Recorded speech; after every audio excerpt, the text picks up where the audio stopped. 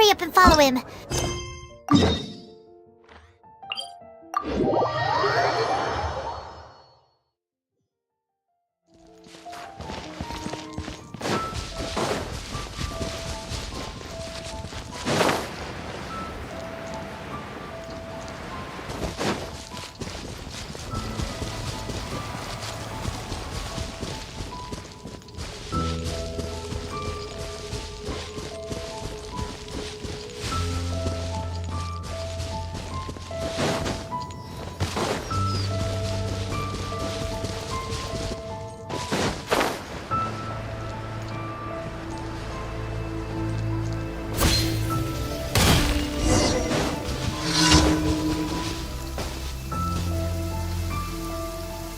My family makes ornate umbrellas that block neither rain nor shine.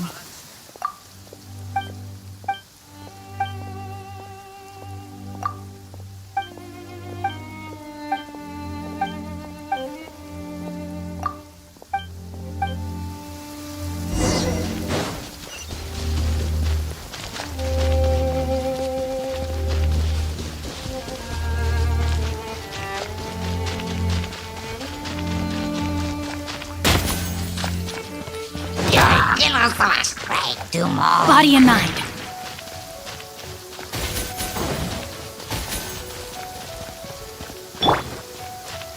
Race you!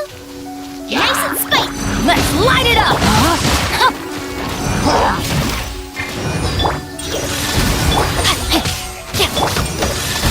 Submit for judgment! You're toast!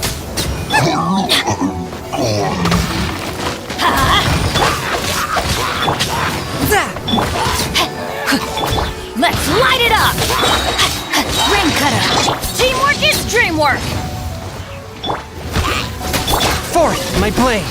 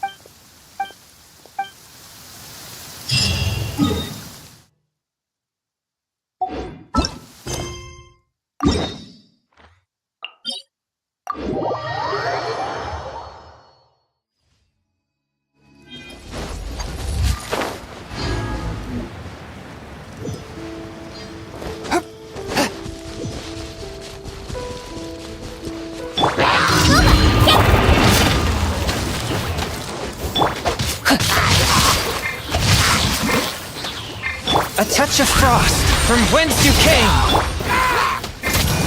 Out of the frying pan, it's...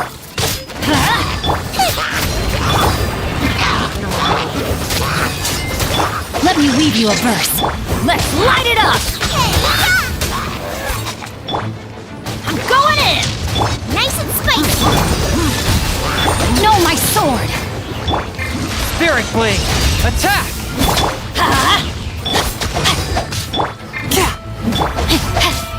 Out of the frying pan, One with my blade!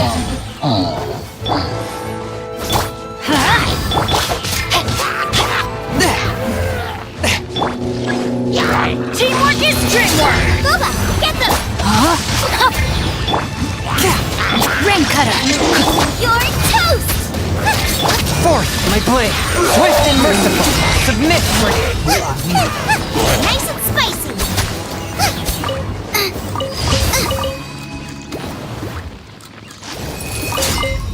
Race you!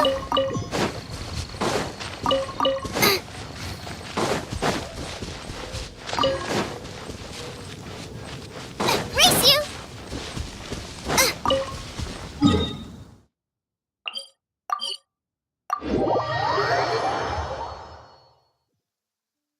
Oh, I don't like the rain.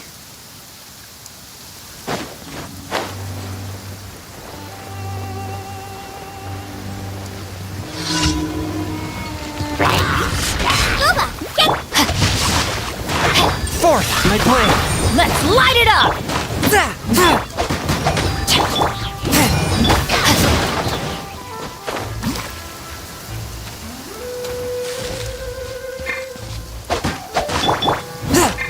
Time to act.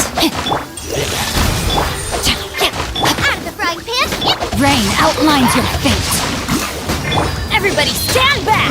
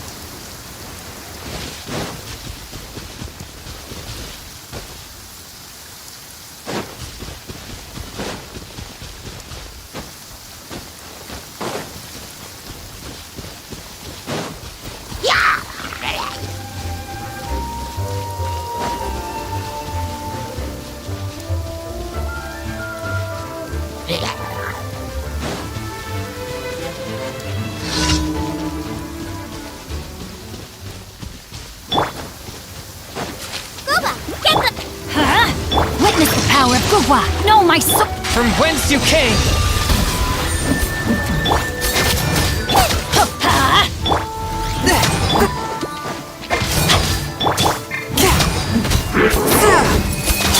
Out of the frying pan. A touch of frost!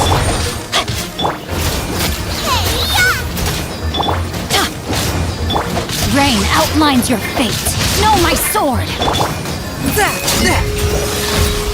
Ring cutter! Teamwork is dreamwork! Submit for judgment! Nice and spicy. Let's light it up!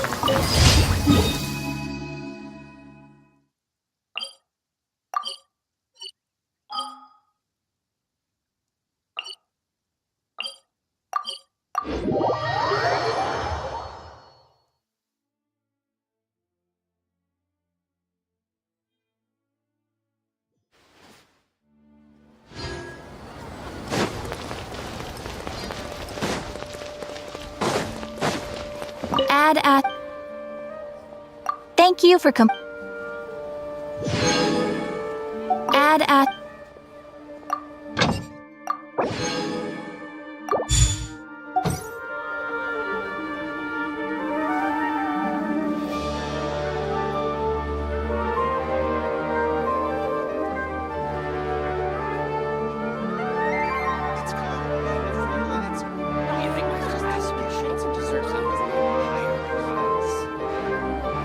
I take my meals cold to quiet the spirit and calm my vital energies. Genshin infused water with ice is the most effective.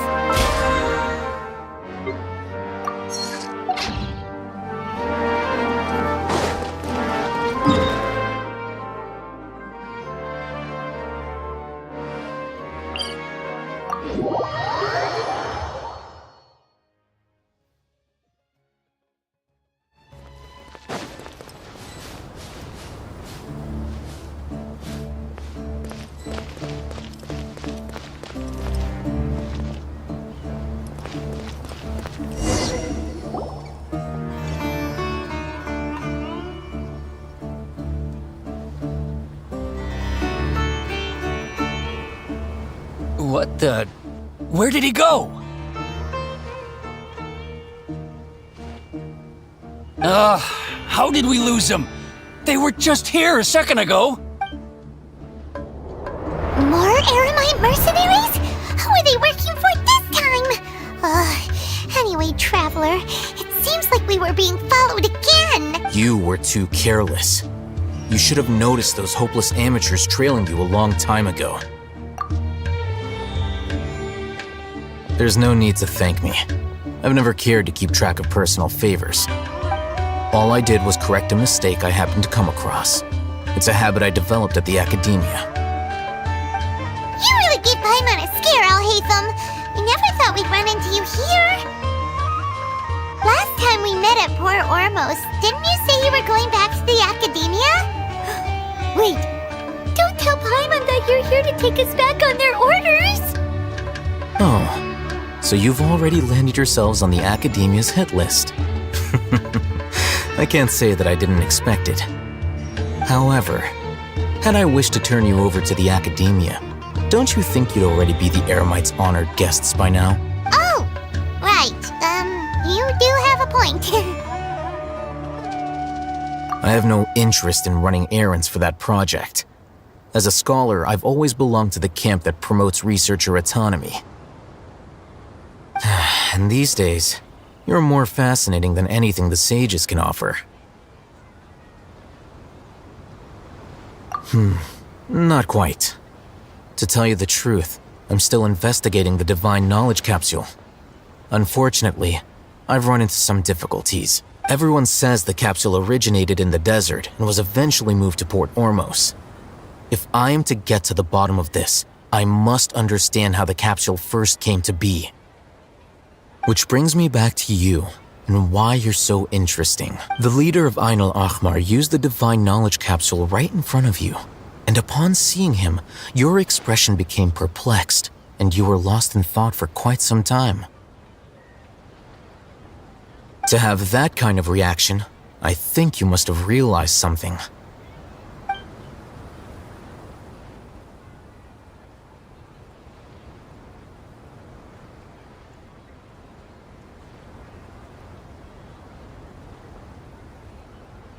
Alhaitham, you really have a ridiculous eye for detail. What kind of person even notices and remembers stuff like that?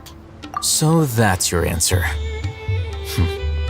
Well, I do work for the Academia after all. So considering that, it is indeed wise to keep your cards close to your chest. But that does prove you do have some undisclosed information about the Divine Knowledge Capsule. Am I right? No matter.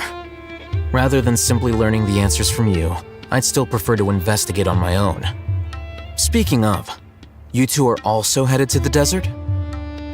That's right! We have the same plan as you! But we don't really have any concrete goals at the moment. Then I'd suggest starting with Aru Village. It's the largest settlement in the desert, so it'll probably have more resources and intel than anywhere else. Well, would you like to head there together? It's always better to travel with someone you know. Let's go!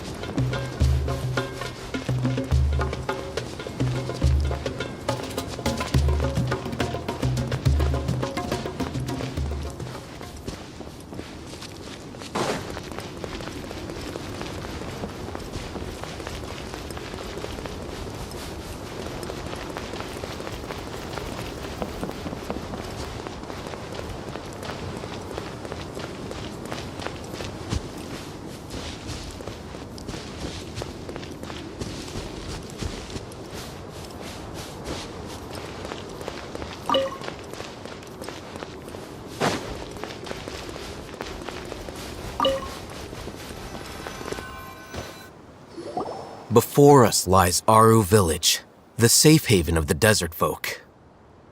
Whoa, this landscape is really something else. What a cool place! Let's go check it out!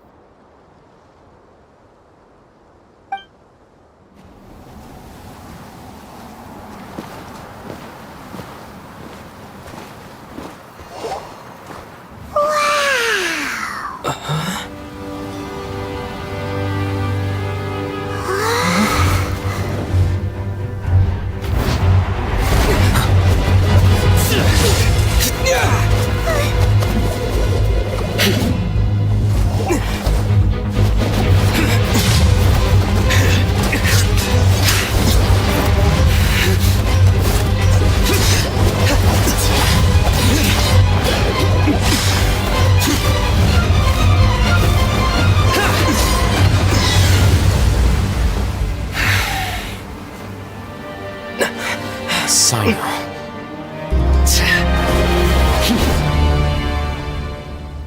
Unless my memory fails me, we have barely spoken 2 words to each other before now at the Academia. Would you care to enlighten me as to when and how I invited the General Mahamatra's wrath? Alhaitham, do not think you can escape my judgment just because you managed to escape my attack. Judgment? So that's how you'd characterize your actions here, is it? Or would elimination perhaps be a more accurate description? Had I used my full strength, not even this traveler would have been able to stop me. Though styled like an assassination, I sought only to ensure that my target would be unable to flee or resist. Standard practice for the Matra, as well you know. Seemed to me more like your own personal touch. Who is that, Alhaitham? Did you call him General Mahamatra? Yes. General Mahamatra Sino, head of all the Matra at the Academia. He's a formidable hunter, and the ultimate nightmare for any who have committed academic crimes. You seem to have placed a lot of trust in Alhaitham, to the point of blocking an attack for him. If I were you, I'd never choose to side with him. I wouldn't believe a single word that comes out of his mouth. I have been pursuing this scribe for a long time. I urge you, stand back and do not seek to defend him any longer. Otherwise, there will be consequences. Has Alhaitham done something wrong? Paimon doesn't think he's as bad as you've made him out to be. I won't waste my breath explaining things. Alhaitham, I saw it during our fight. Take it out. The divine knowledge capsule you're hiding on your person. Unless you want me to retrieve it for myself. Very perceptive of you. Nothing escapes a Matra's senses. Wait, the divine knowledge capsule? Didn't it fall into the Matra's hands in Port Ormos? No wonder you speak with such confidence, Sino. But I must admit, I'm very curious. What does this capsule mean to you? And why, as General Mahamatra of the Academia, are you all alone in the desert? As far as I'm aware, the other Matra have been speculating about your disappearance. Have you been given a mission that's, let's say, morally dubious? If I was the real target of your mission, what was stopping you from simply using your authority and resources to judge me within the walls of the Academia? I should have known you'd be difficult to deal with. You two! Ugh! What should we do, Traveler? Paimon feels like we can't trust either of them!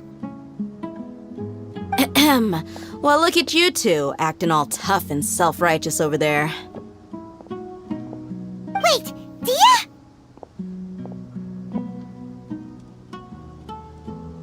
Great! Finally, someone that we can trust! You gotta help us out here, otherwise these two are gonna start fighting again! Yeah, sure looks that way. 2 giants from the Academia duking it out once and for all. Not something you get to see every day, that's for sure. Listen, I know you academic types love to fill up your big brains with self-righteous morality and lord your empty rules and virtues over each other.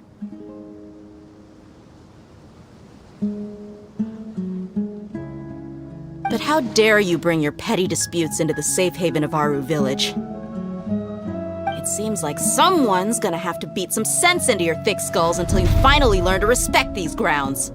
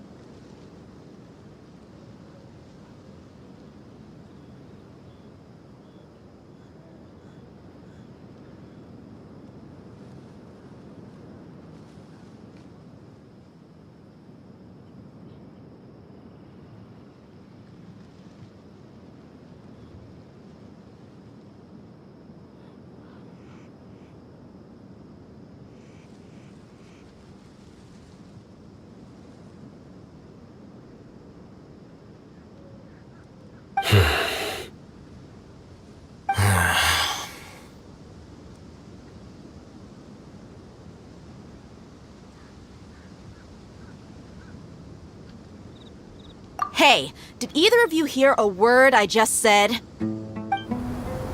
Whoa, what's going on? The wind's so strong. Is this a sandstorm? Paimon's gonna get blown away. Another sandstorm? What's up with these recently? Hey! All of you, over here, quickly! We have to take cover! Someone's calling for us. Oh, this wind is too strong. Let's get over there. That sounded like Candace. Come on, you two. Jeez, are all of you academia folks such hard work? Move it! All right, stop yelling.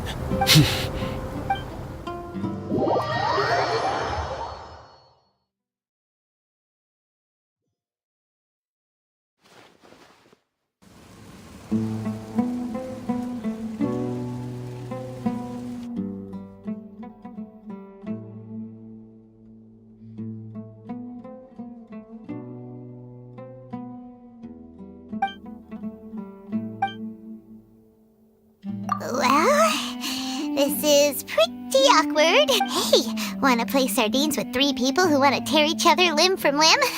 Sure, why not? Sounds fun. The air is so thick and heavy. Paimon can hardly keep floating anymore. My sincere apologies, everyone. This is the home of our village chief. I will have to ask you to make do with this small room until the sandstorm dies down. Please, let me introduce myself. I am Candace, protector of Aru Village. Our savior has come at last! Nice to meet you, Candace. The name's Paimon. Thank you so much for helping us. There's no need to thank me. It's only right to help each other when the weather gets rough. Wow, she's so gentle and caring, like a nice older sister. Unlike those guys over there. All right, now that we're all better acquainted, we should return to the topic at hand. As a guardian charged with the responsibility to protect my fellow villagers from harm, I was observing your conflict from afar, even before the sandstorm started. And now that you have set foot within our village itself, it is all the more my responsibility to make absolutely sure that you pose no threat whatsoever to us.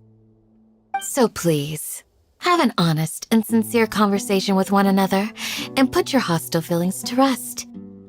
If anyone dares to start anything again while they are under this roof, I will not hesitate to send them out for some quality time with the creatures of the sandstorm. Oh, on second thought, Paimon may have misjudged Candace's character. And that goes for you too, Miss Dia. Do I make myself clear? All right, we got it, Candace. That's what I like to hear. So, which of you will begin? I was supposed to be a mediator, but I might have gotten a little too involved just now. Anyway, one of those two should probably start talking. Wait, that was you trying to be a mediator? I have nothing to hide, so there's no shame in explaining myself. While Al-Haytham wasn't wrong about the other Matra not knowing my whereabouts, it's not because I've been assigned a morally dubious mission. Rather, I've chosen to exile myself. Huh? A little while ago, I discovered that there was data missing in the Academia's project planning and development files. What little they did report clearly did not match the project's actual progress. As General Mahamatra, I had the responsibility and authority to request an audit. However, to my surprise, the person responsible for the erroneous data was none other than Grand Sage Azar himself. I tried to investigate the issue myself before submitting a formal audit request, but I soon found that all leads and potential pieces of incriminating evidence were carefully concealed from me. I began to realize that they were cautious of me from the very beginning. Unsurprisingly, the Grand Sage rejected my audit request as soon as the submission reached his desk. He even said to me, "The power of the General Mahamatra is granted by the sages. You have no right to judge us."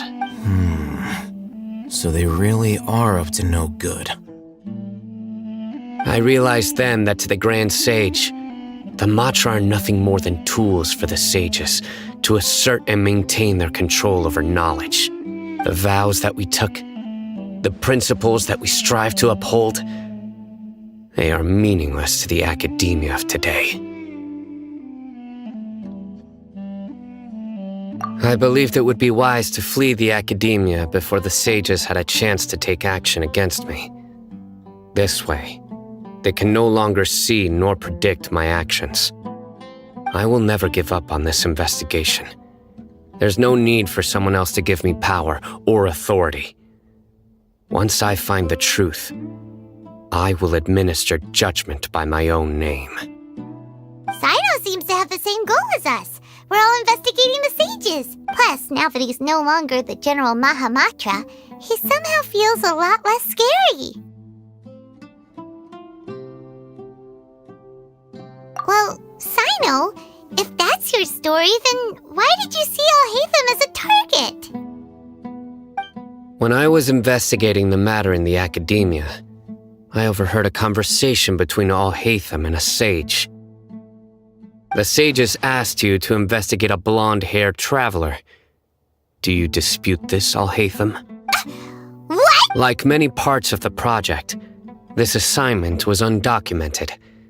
Now throw in your suspicious behavior with the Divine Knowledge Capsule, and I think we deserve an explanation.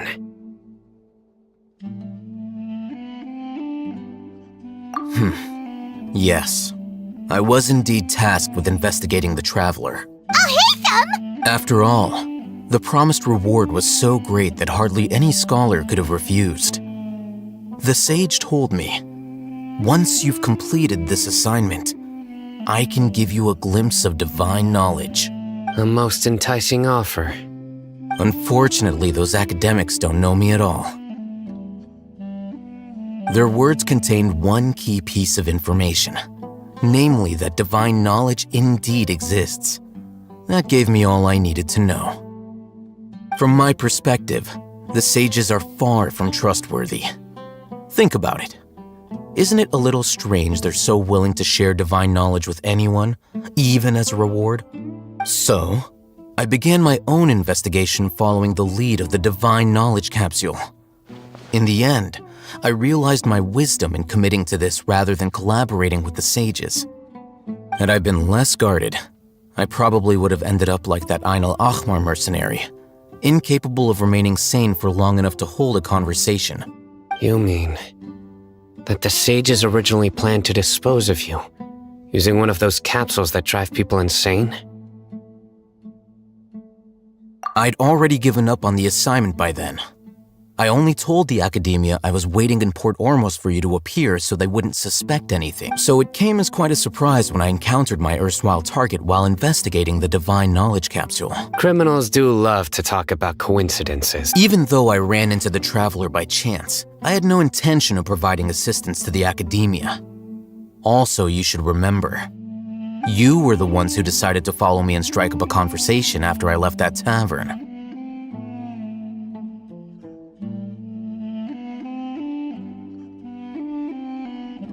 That's true. Alhaitham helped us out at Caravan Rebat as well. Maybe he's telling the truth. I'm willing to apologize, if that's worth anything to you. I took the Divine Knowledge Capsule behind your back because I judged its existence to be a significant risk. I felt that it would be best for no one to interact with it before it had been properly studied. After all, curiosity often proves to be the most dangerous thing in this land. You should be well aware, Scribe Alhaitham, that curiosity can also lead you to danger and suspicion. Answer me this. Did the sages share any information about their project with you? Have I not made myself clear? You and I are both distrusted by the academia. Do you really think they would tell me anything? Fine. Although you haven't completely proven your innocence, I won't regard you as an enemy, for now. As you wish. Good. I'm glad to see you two clearing up your misunderstandings. And now you, Dia. I believe it's your turn. Oh, sorry. Whatever the boys were talking about must have been so boring that I spaced out. My situation is pretty straightforward. My employer, Dunyarzad of the Homayani family, is friends with the traveler and is currently recovering from her illness at home. I had nothing going on, so I decided to return to Aru Village for a visit. I was actually looking forward to a pretty exciting time getting back together with everyone here, but then I saw these two random guys in the middle of a pointless argument. It ticked me off, and things went downhill from there. Is that all? Well, I will admit that definitely sounds like your style. That's more like it. I missed you all so much, Candace.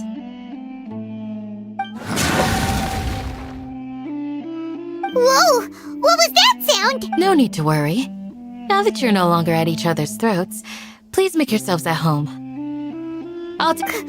Creatures? In the sandstorm?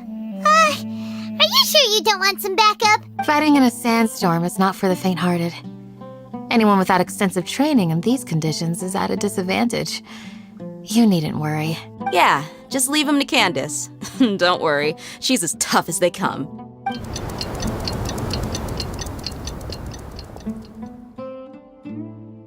The wind's died down. That means the sandstorm's over, right? Candace still isn't back yet, though. Is she alright? Maybe we should go out and check on her. When you put it that way, even I'm starting to feel a little worried. All right, let's go. We've been here long enough, and the boys are as chatty as the floor.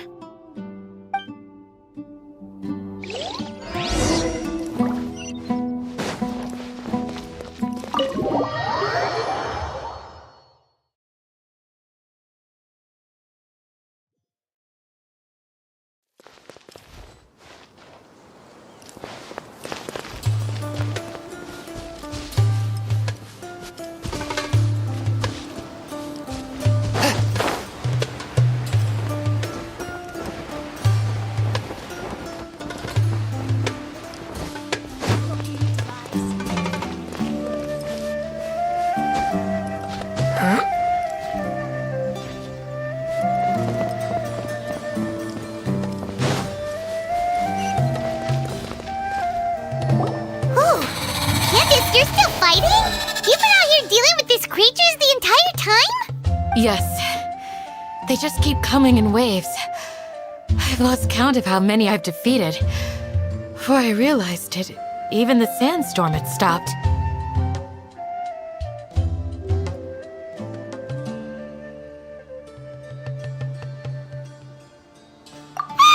Here comes another wave! Leave this round to us. I got interrupted earlier, but now I have something to take my anger out on. It's been quite a while since I've seen the Flame Mane in action. I'll leave these to you then. I'll be sure to put on a good show. Let's go! Bubba, get them! No, my sword! Let me leave you a bit. You're toast! Everybody stand back!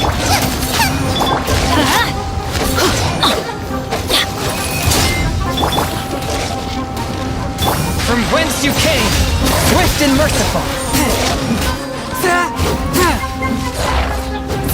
Nice and spicy! Rain outlines your fate. Let's light it up! A touch of frost. One with my blade. I'm going in! Submit for judgment. Here comes another wave! When are they ever gonna let up? Rain cutter! Swift and merciful.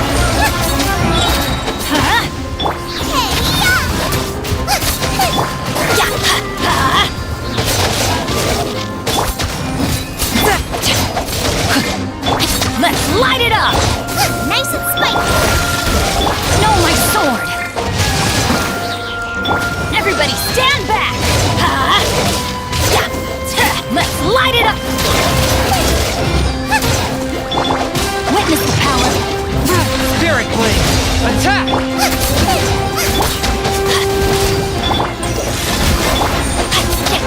Eat this! Bubba, get them!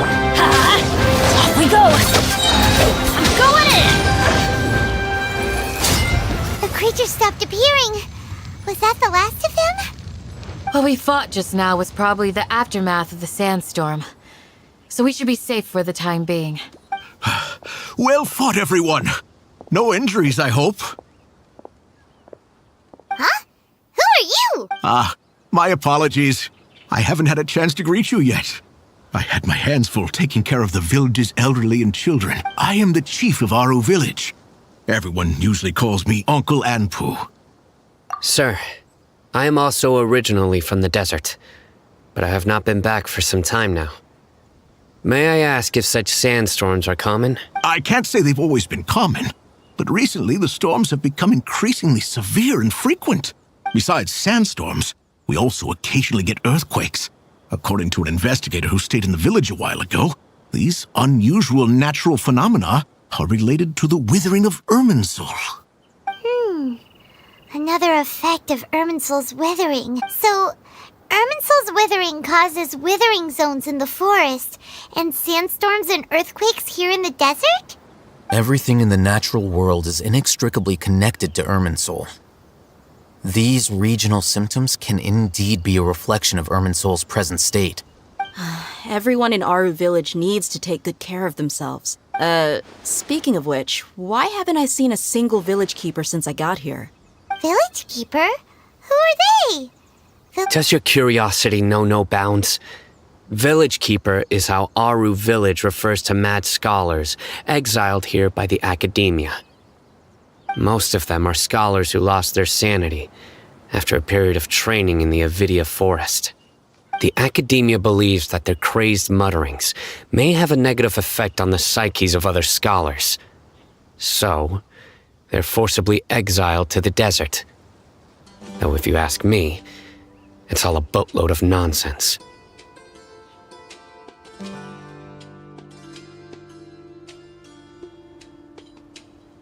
Alas, that's exactly what we've been trying to investigate.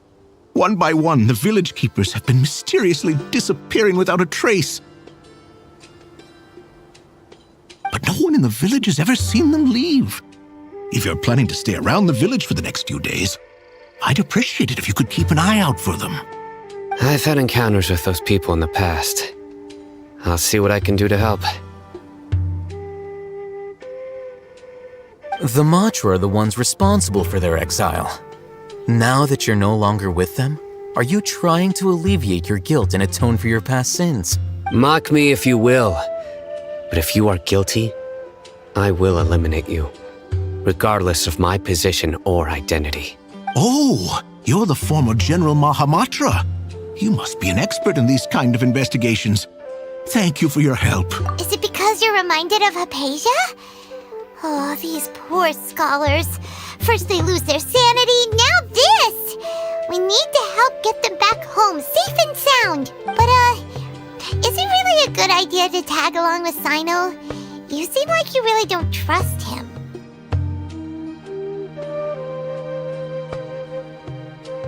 I'll be grateful for the assistance. No doubt you will do a better job than some of my former subordinates.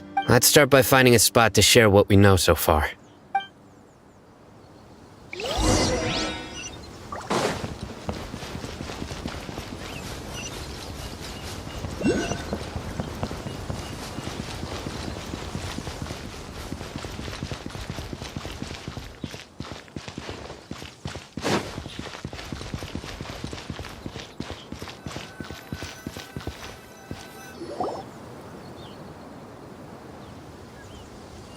Although I've sent myself into exile, I'm still doing essentially the same things as before. Do you still have any questions for me before we start our investigation? One of my former subordinates told me that this title has its origins in a strange incident. The academia has long exiled mad scholars to Aru Village. A mysterious phenomenon exists here. When mad scholars first arrive, they are as incoherent and deranged as before. But after spending some time here, they invariably begin to calm down. Initially, the people of Aru Village greatly resented having to take in the mad scholars.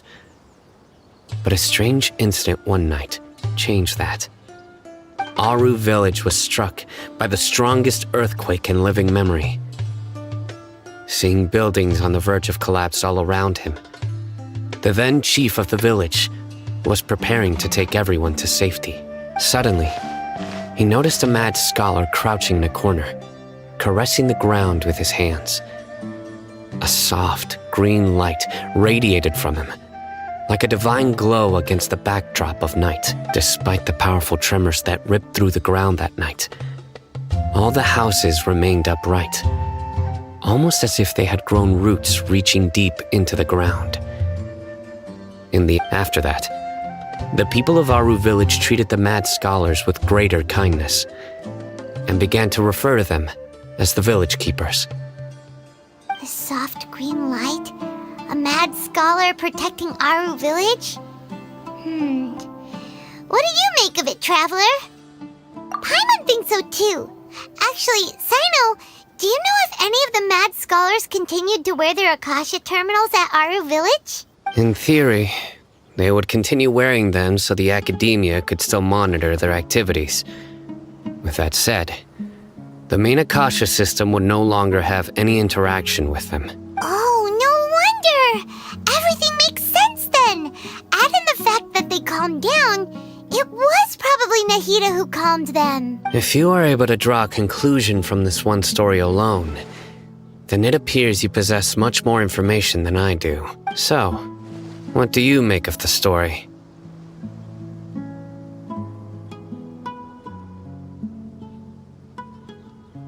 Really? Lesser Lord Kusanali. What? You don't believe us? Lesser Lord Kusanali was definitely using the Akasha to give her power to the mad scholars! No, it's not so much that I don't believe you. I'm just struck by your reasoning. Lesser Lord Kusanali, the current Dendro Archon. Is she really active in Sumeru? The Academia has always placed far greater importance on the late Greater Lord Rukkhadevata. They've more or less ignored Lesser Lord Kusanali, and I've never had any reason to doubt their views. In addition, I've never heard any stories about Lesser Lord Kusanali and her deeds. To me, she might as well have been a god that never existed. No way! Nahida definitely exists! She's a... how should Paimon put it? She's a good Archon who's kind and wise, even if she says weird stuff sometimes. I've spent many years interrogating criminals, so I can easily tell when someone is lying. Good! Then you should know that we're telling the truth! That look in your eyes. I've never seen that from a liar. You two really must have met Lesser Lord Kusanali. How can this be? To think, our Archon has been amongst us this entire time. Alright, now it's our turn to put our skills to good use for this investigation. But easier said than done, especially since we don't have any leads. Maybe we can start by knocking on some doors. Excuse me, are you here to help me find my grandpa? Huh? Who are you? By the sounds of it, a resident of this village. My name is Isak. You'll help me find my grandpa, right? Is your grandpa a mad scholar? Hey, don't say that. Grandpa is just Grandpa. Why do you have to call him that? It's not like he's a bad person or... The person you're referring to is not a local, yet you are. Why do you call him Grandpa? Grandpa is just Grandpa.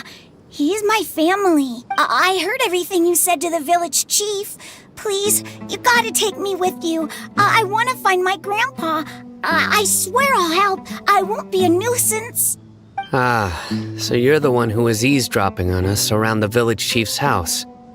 I was planning to go out and take care of whoever it was, but I had a vague feeling that they didn't harbor any ill intent. Whoa. Haven wasn't kidding about Matra having sharp senses. Sino, he's just a kid. All he wants is to find his grandpa. Let's find a way to help him. Sorry, I was only listening in because I wanted to know where Grandpa went. Honest. If you don't believe me, you can ask Miss Candace. All right. But first, let's confirm the facts with Candace.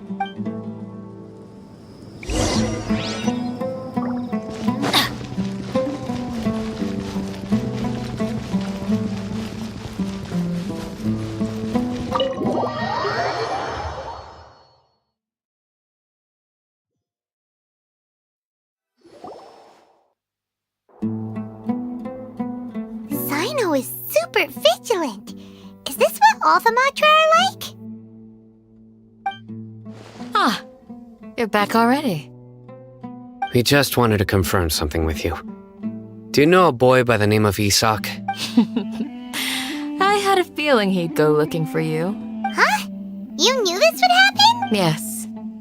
Although he tried his best to stay hidden, I still noticed him eavesdropping outside the window. He really wants to get his grandfather back. Isak's parents were both Aramite mercenaries who rarely returned to the village after finding employment in the city.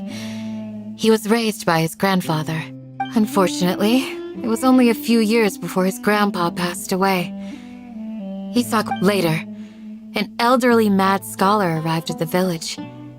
Isak thought the scholar bore a striking resemblance to his grandfather, and thus often spied on the man. However, the scholar was unkempt in appearance and incoherent in speech. Although Isak referred to the man as his grandpa, he was afraid and didn't dare to approach him. One summer night, the oft mumbling and bumbling grandpa suddenly calmed down and seemed to become more lucid. He even noticed Isak hiding in the distance. So Grandpa walked up to Isak and patted him on the head.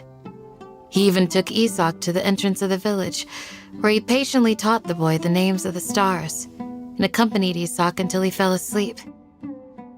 The next morning, Isak woke up and wanted to go find his grandpa again, only to realize his grandpa no longer recognized him. However, even so, Grandpa retained his calm expression. It's said that those who saw the scholar claimed he no longer appeared to be crazy, but appeared to be living in his own world, almost as if he were sleepwalking. Isak was thrilled that his grandpa was able to find peace and would follow him all the time, asking him things like, "Grandpa, want me to take you somewhere fun?" Or, "Grandpa, could you tell me stories about the stars again?" All this somehow just makes Paimon feel really sad. It seems like they both deserve so much better. Perhaps. Nearly everyone who lives in the desert has some form of hardship or regret.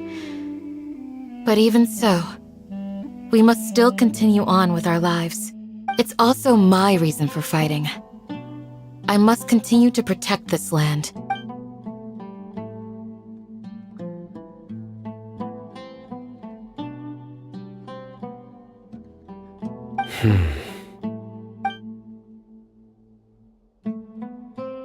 Maybe the people have always had a considerate god watching over them. Huh? What did you say, Sino? No, nothing. As long as Isak keeps his word and doesn't get in our way, we can take him along. Perhaps you are more compassionate than I gave you credit for. Please accept my thanks on Isak's behalf, Sino.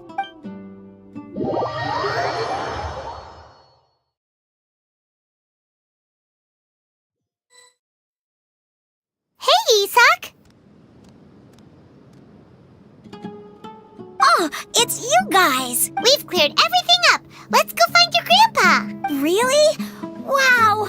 Thank you so much! Yeah!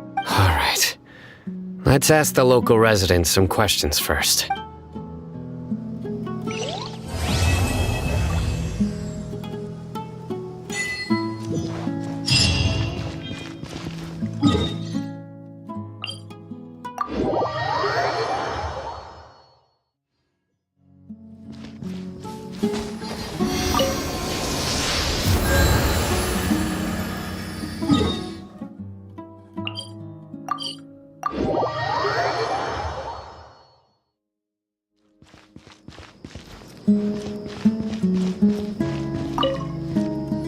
Excuse me, did you happen to see where the missing scholars went? You mean the village keepers? Oh, let me think.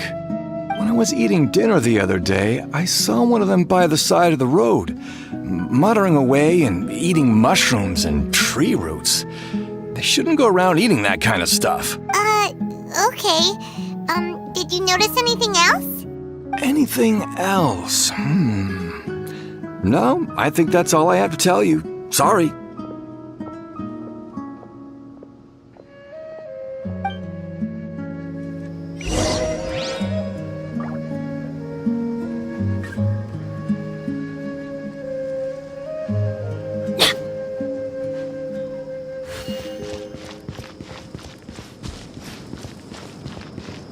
Off we go! The scholars that have gone missing. Have you seen them? Those eyes. Those fierce eyes. You look like a real fighter. Don't change the subject. Right. You were asking about the mad scholars. I think it's been a few days since I last saw them. I usually go to bed pretty early, so I'm not too familiar with what goes on at night. But honestly, I feel quite sympathetic towards them. Even though they act a little strange, they've helped me in the past. If it weren't for them, my house would have collapsed long ago. Do you also think Grandpa and the others are good people? Grandpa? Oh, hello there. It's little Isak. You mean that nice man who looks like your grandpa's long-lost twin, right? He was actually the one who protected my house. I saw it with my own eyes. He happened to be staying near my house that day and was doing something with his hands on the ground. It still feels pretty surreal now that I think back on it. Did someone teach them how to do that? Well, whatever the case, I'll always be thankful to him and whoever taught him to look out for others. I'm pretty sure that if I ever went mad, I wouldn't be able to do anything like that. Gotcha. Thank you.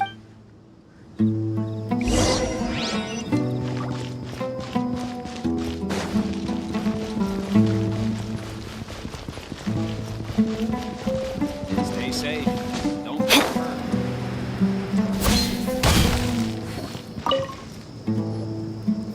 Sir, have you seen my grandpa recently? You know, the one who likes to sit and space out near the village entrance. Oh, well, if it isn't Isak. Oh, your grandpa, huh? It's been a while. The last time I saw him, he was spacing out by the road as usual. I went and asked him if he'd like any of the food I had prepared, despite my wife's protests. Like many people, she's really quite terrified of them. And speaking of my wife, she's still always complaining about how I don't make enough mora.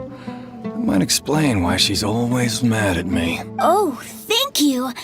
Thank you for taking care of him. It was nothing. You're looking for him, right? Did he go for a walk and get lost? Yeah. That's no good. Well, once you found him, come by my place again and I'll cook a little something for the both of you. I've known you since you were very young. So as far as I'm concerned, you're family. Please feel free to come by anytime. Wow, what a nice guy! Okay. Thank you, sir. Huh? Don't say anything for now. Isak, stay here. Let's head over there. Stay quiet as you move.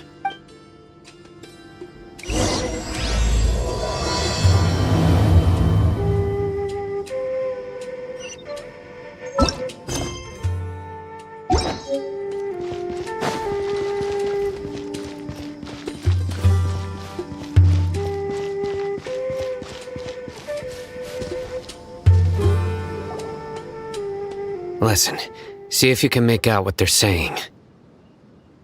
Have you heard? The mighty King Deshret, the sovereign of our faith, will soon return to this world. Yes, of course I have.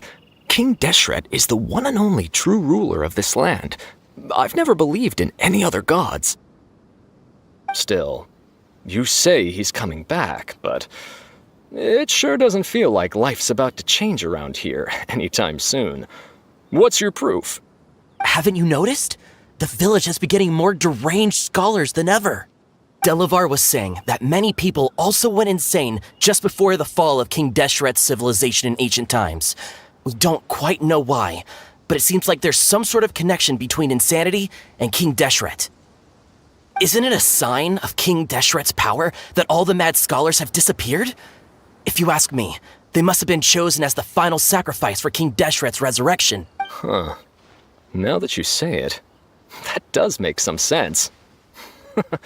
Does this mean our lives are finally going to take a turn for the better? Exactly. Those city folks will get what's coming to them. Now, repeat everything you've just said from the very beginning. Huh? Who are you? Where did you come from? My patience is running thin. You heard what I asked.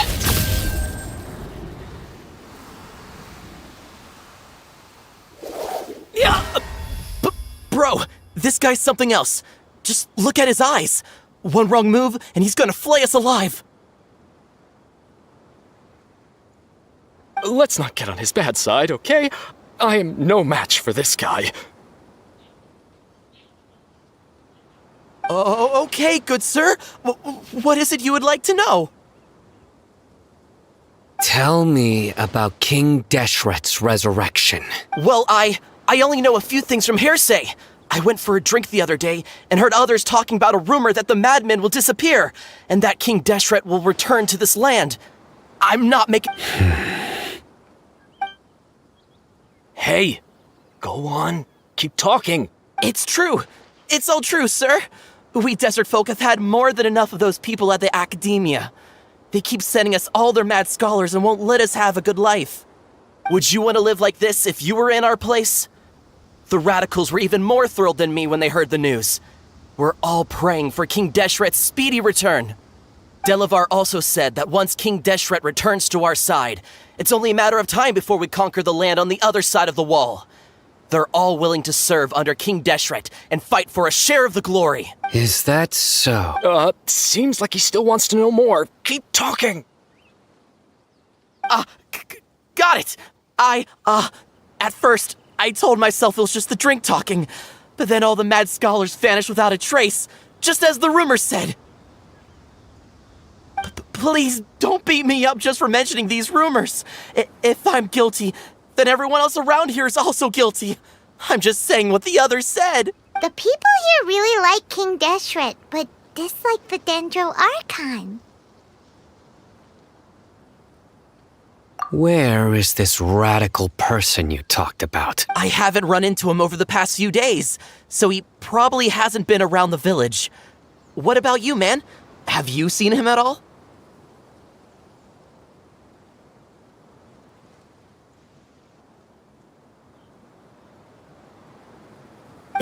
No, not at all. We wouldn't dare lie to you. He's really not here right now. Sounds like you're not too close with the radicals. No, of course not. I have many ways to stop you from talking. And many others to stop you from sending warning messages. So you'd best just stay home and hope I don't hear of you trying to contact anybody. Don't do anything until I've gotten to the bottom of this. Try something foolish, and even Candace won't be able to protect you. Yes, got it. We'll do just as you say. That scared Paimon half to death. Sino is pretty terrifying. He didn't try to reassure us at all. It's like he's used to hearing that. Oh, Paimon bets lots of people have told him that before.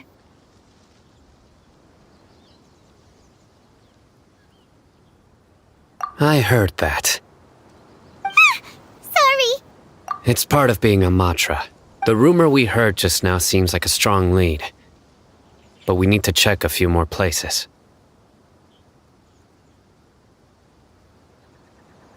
Very well. Isak! I'm here. Where's your grandpa's house? Well, I can take you there. Just follow me.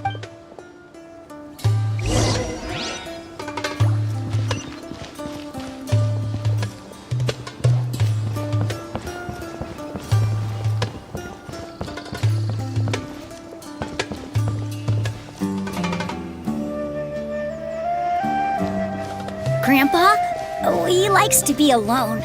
Sometimes he stares at the sky in a daze, and other times he just pokes at the ground with his fingers. Every now and then, he yells out at the top of his lungs, so a lot of people are really scared of him. But he's a good person, really. I know he is. I swear, he's just like my real grandpa.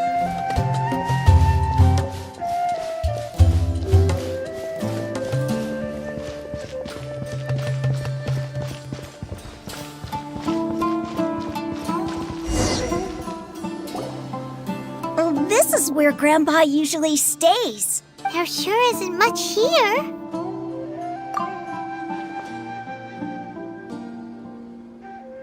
No. Incense?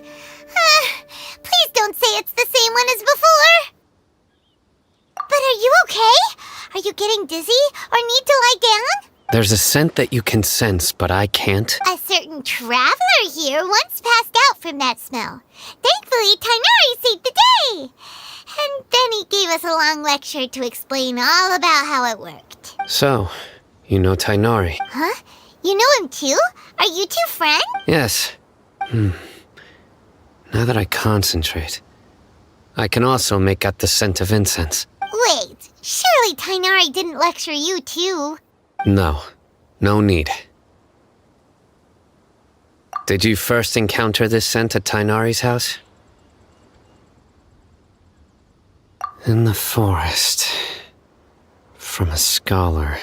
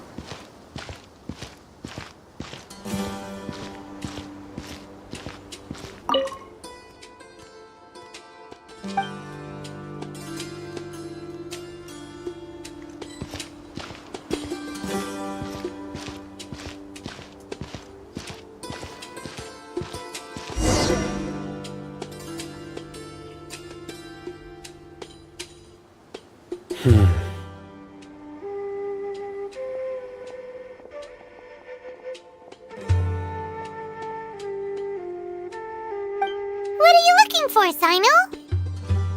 Here it is. Take a look right here. Paimon doesn't see anything. Although the traces have been completely buried in the sand, there are footprints here. From the size and shape, they belong to an adult male. This pattern is a common one from this area. Local shoes. This was probably someone from the village. The scent is quite faint, but still extant. The footprints head in that direction. But who would come looking for Grandpa? He doesn't have any friends. We'd have to ask whoever lured him away with the incense. Huh? So you can lure someone away with just a scent? Hey! What's wrong with liking good food? Everyone's got something they love in life. Exactly. Most scholars are fond of incense, since the smell supposedly helps them clear their minds and discover new knowledge. Even deep within the clutches of madness, they still yearn for their knowledge-seeking days, and will follow the scent whenever it presents itself. No. So, someone's taking advantage of their weakness? Huh.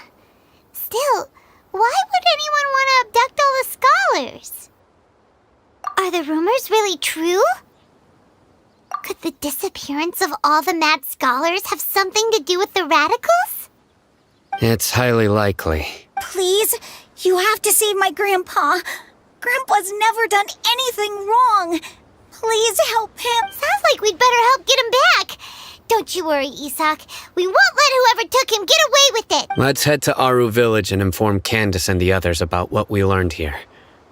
After that, we'll set off to find the scholars.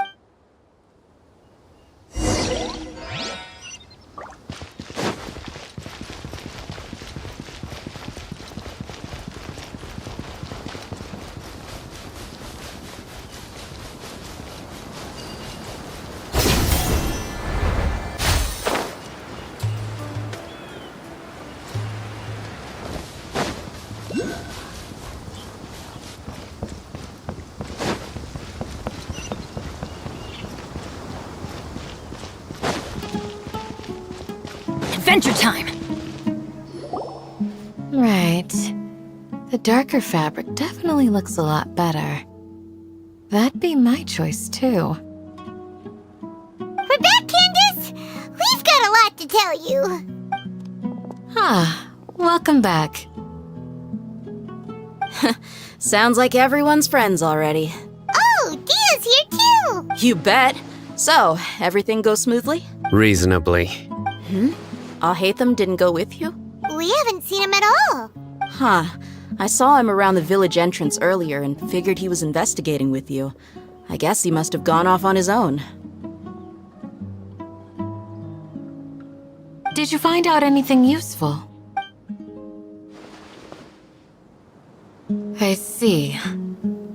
So someone used a kind of incense to lead the exiled scholars away from the village. The resurrection of King Deshret? First I've heard of it. Far as I know, the kind of incense you just mentioned is only popular beyond the wall. Scholars are fond of it, but as you can see, there aren't many scholars still studying around these parts. No seller would be able to make a profit here. Not to mention making incense is a labor-intensive process. You won't see anybody in the desert with the patience to make or sell something that requires that kind of effort. It seems someone from beyond the wall must have been supporting this. Makes sense. So what should we do then? Do we go back to the academia and search for leads there?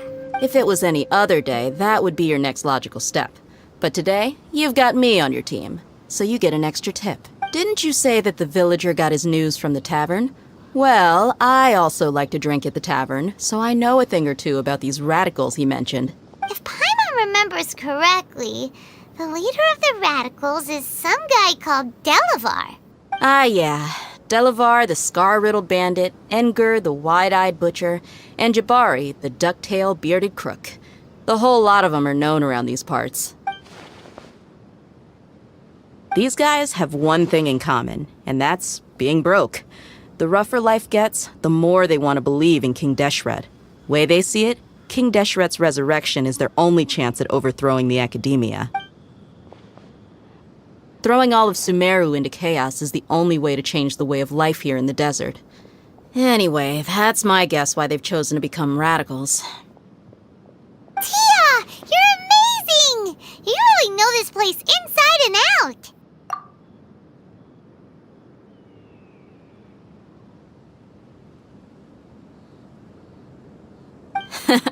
No merc can afford to slack off on gathering intelligence. Every mora I've spent in the tavern has been a valuable investment. Let's head out. Now hold on, you're staying right here, Sino. Why? Aru Village is not a big place. Outsiders stand out here like a sore thumb. I'd bet word about you has already gotten out. The desert is unforgiving, so the way of life here is also a lot tougher than on the outside of the wall. You survive on making connections out here. Compared to you, mercs like me are just third-rate amateurs. I've got no actual fighting skills to speak of. But that also makes it a whole lot easier for me to gain the locals' trust. I need to go around and ask some questions, but it'll be difficult if you're with me. Good, then we've got a plan. The Traveler and Paimon will go to Caravan Rebat with me, and we'll try our best to figure out where the Mad Scholars have been taken. Sino, you'll have to stay in the village and continue investigating on your own. All right, sounds like a plan.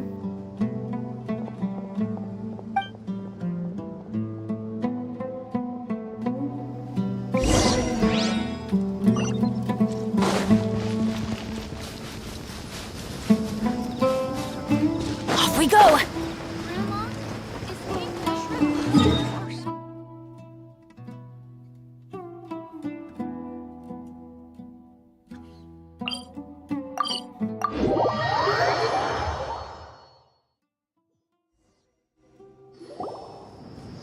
Well, here we are again. Sounds like you're starting to get familiar with the area. Paimon's amazed every time we see the wall of Samiel. How can a wall this tall even exist? I know what you mean. I had the same question every time I walked this way when I was a kid. Also, why is this high wall here? And can a wall really block sandstorms? It was only after I grew up that I realized the wall of Samiel isn't just there to keep out the sandstorms. It serves a more important purpose, keeping out people like us.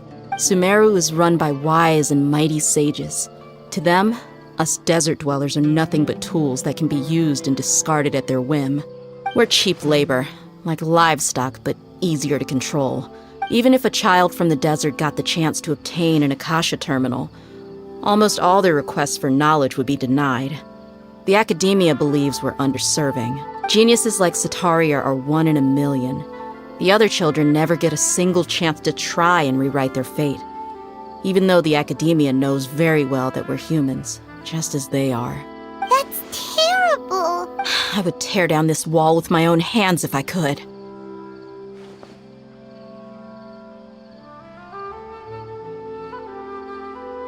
Hey, Dia. You're not thinking about doing anything scary, are you? No, not at all. This place just gets me thinking, that's all.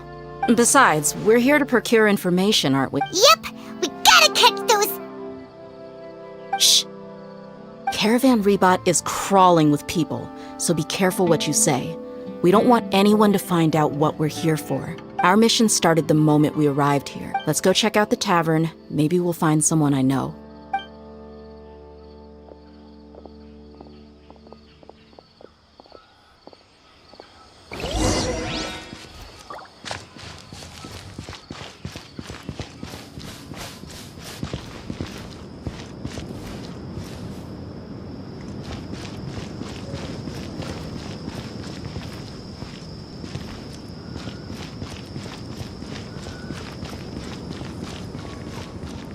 Adventure time!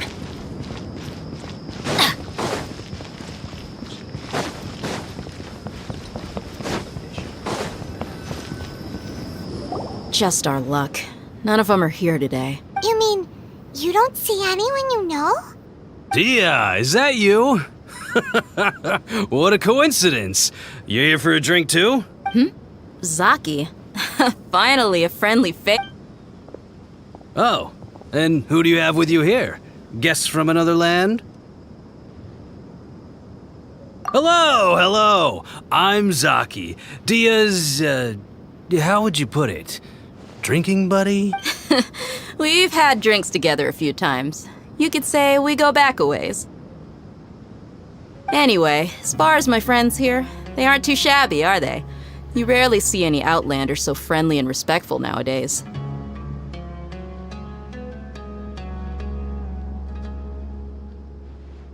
Absolutely. Much better than those people on the other side of the wall. So, Dia, are you looking for someone? Yeah. Have you seen Enger, Delavar, or Jabari recently? Of course I have. Matter of fact, we were all here drinking together just a few days ago. I've got a spice trading deal from another nation. I thought maybe Delavar and his friends might be interested. Know where I could find him? Ah, how thoughtful of you. Then I assume you also know that Delavar's been having a hard time making ends meet these days, so you came here to help him out? Hey, keep it down. Let's just say I prefer to keep this deal a secret. Y'all at Caravan Rebot are like family. If there's more to be made, why not do it together? Besides, Delavar and his friends have muscle. They'd be a good fit for escorting the goods. Yes, how considerate of you. Delavar's my friend too, so of course I can take you to him. Come with me.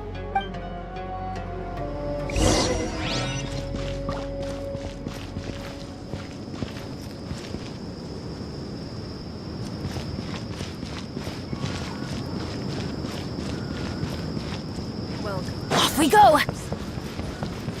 Come on. It's not fair, Robert.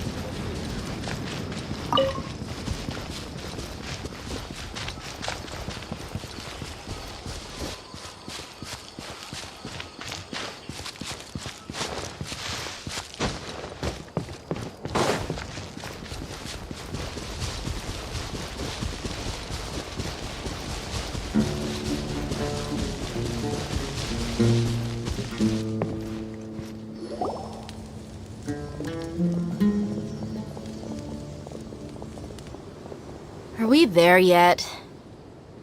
Yep, this is the place. This place is practically deserted. What are they doing in a place like this?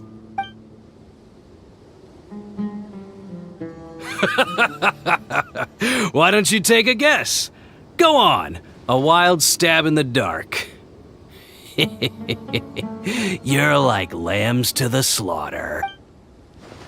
Oh no! It's an ambush! What's this all about, Zaki? Come on, Dia. You really think we didn't hear about what you said back in Aru Village? The boys have kept a close eye on you from the moment you set foot there.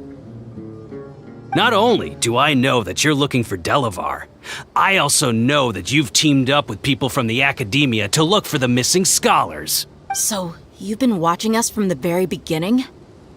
Uh-oh. Paimon knew leaving Sino behind was a mistake! And you left the strongest one in the village, didn't you? Who do you think you are? You really thought we'd fall for your little business deal nonsense? So you and Delavar have been partners all along.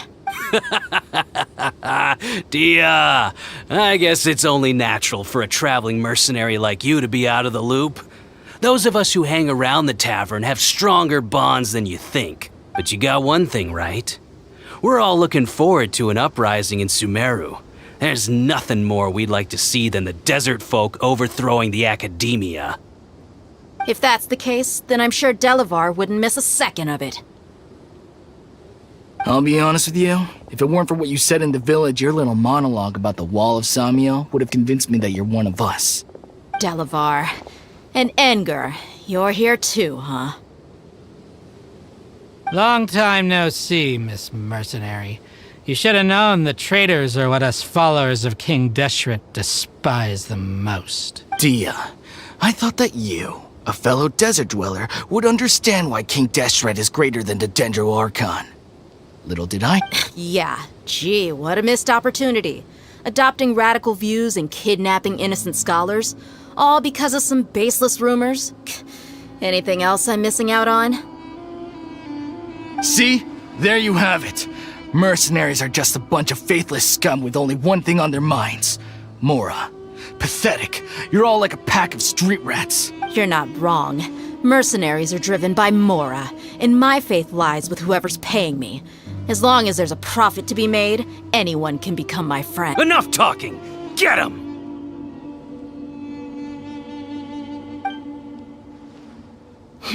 Just as I expected. Let's teach him a lesson, traveler. Following orders. New Forth, my plan. Submit for judgment.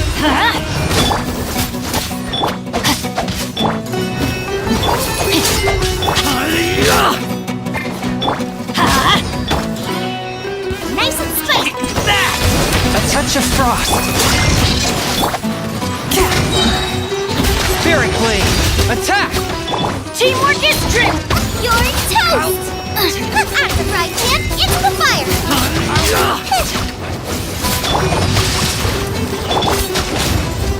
Rain outlines your fate.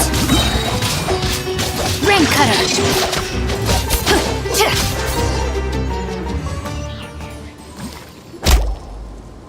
Impossible! How could you? So, what do you think about your meticulous network now, Zaki? How did you say it? It's only natural for a traveling mercenary like me to be out of the loop. I'm guessing your informant told you that I'm just an incompetent merc with no real fighting skills, correct? I mean, that is what I said after all. And of course you would believe everything he reported. The only thing you know about me is that I'm a mercenary, but you've never seen me in action. Even though you heard we went to handle monsters together, you believed that Candace was the only one doing all the real fighting.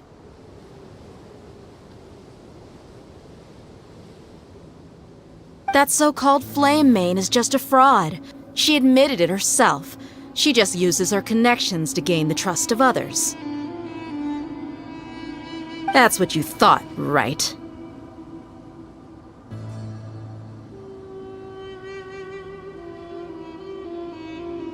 Ugh. You lied in the village because you figured that we'd have people watching you.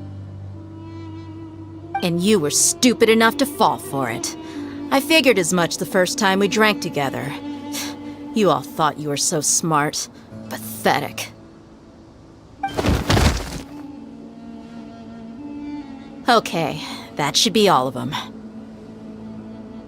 Whoa! So you've been planning this since we were in Aru Village? No task can be done without preparation.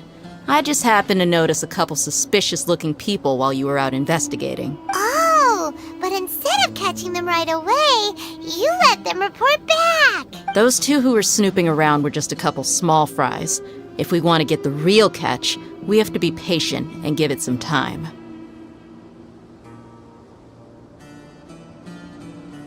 Oh, you mean the funny name she mentioned back in Uncle Ampu's house? The wide-eyed butcher, scar-riddled bandit, Paimon can't remember them all.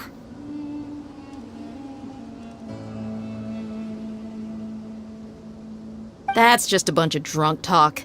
Edgar and Delavar like to talk themselves up when they're drinking. Edgar, the wide-eyed butcher, and Delavar, the scar-riddled bandit, are the nicknames they came up with for themselves. Alcohol has a way of making people share what they really think. So Edgar and Delavar are always rambling in the tavern about how King Deshret is a superior deity. What about Zaki? He's just a numbskull who fell right into our trap. Zaki was probably the best hidden of them all. My initial plan was to find Delavar first, and then try to track him down.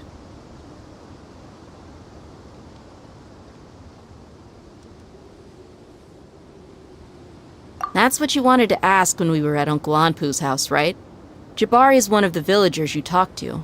You know, the one who wanted to treat Isak and his grandpa to some food. Wait, so he's a radical too? No, he isn't.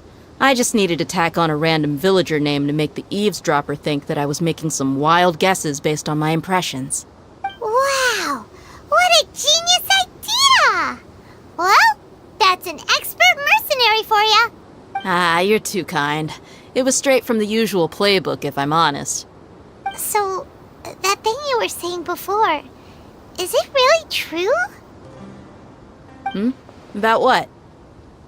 About how mercenaries only care about Mora, and that anyone's a friend as long as there's a profit.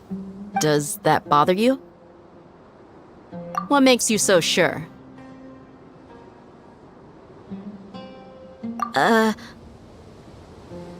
Dia, do you dislike the Dendro Archon like the other desert folk? You two are pretty sharp.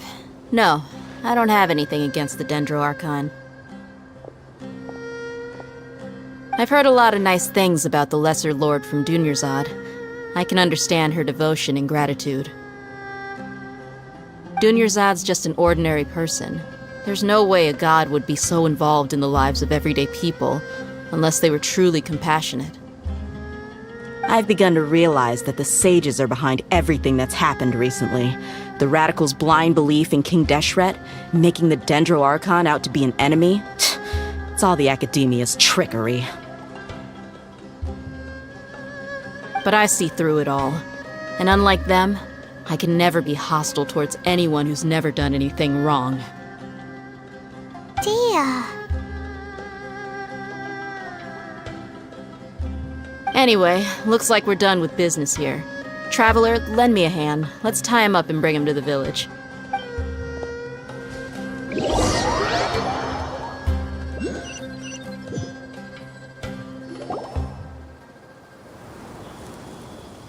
This should be all of them. I'll let you take it from here. All right. I'll be in touch. Until then, please stand by. Candace, do you need any help? Candace will be okay on her own. I trust her, so you can too. She's been guarding Aru Village for quite some time now. If anyone is qualified to question the offenders, it's her. While I'm questioning them, Why don't you pass some time by exploring the area? I'll meet you back here tomorrow morning, Traveler. As for these idiots, let's just hope they live to see another day.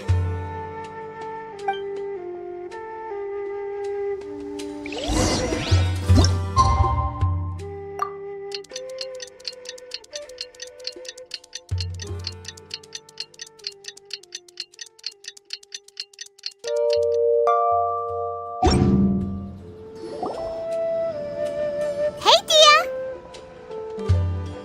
Right on time. We'll know any moment now. Paimon's been wondering. You seem to know Candace pretty well. Have you been friends for a long time? We've known each other for some time now. She's a pretty interesting person. Even though she's an extremely strong warrior, she never misuses her powers against others. Oh, Paimon knows what you mean. Like a lot of martial artists say, never take the fight outside the ring. Yep, I guess you can put it that way.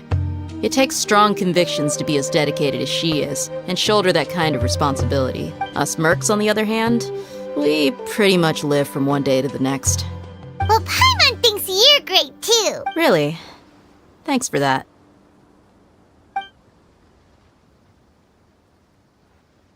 Oh, Sino's here, and he's pretty early too. Yes, I was here yesterday to help out a little. To help out? By doing what? Sharing some interrogation techniques. Oh, you mean you taught Candace some more persuasive methods? Right. Come on in, everyone. Come on, let's go inside.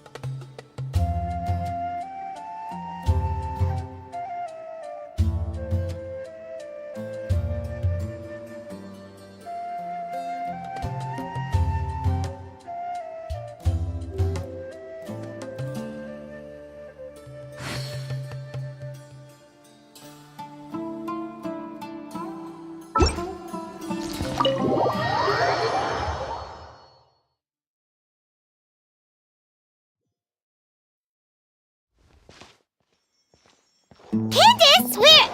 Whoa, you look furious.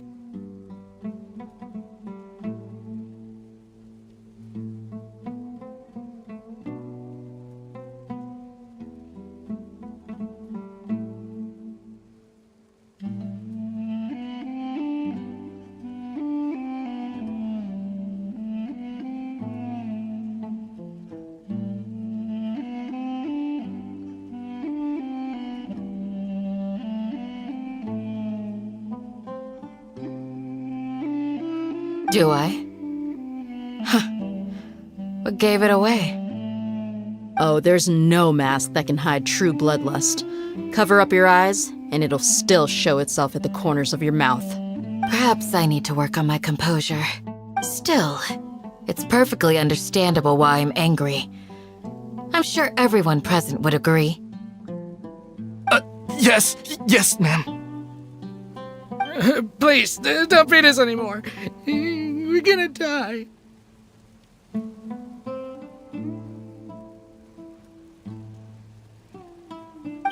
looks like Sino taught her well.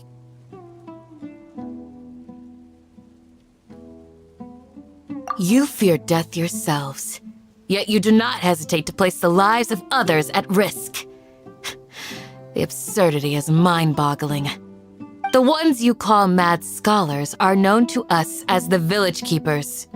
They are vital members of our community, and some even count them as family.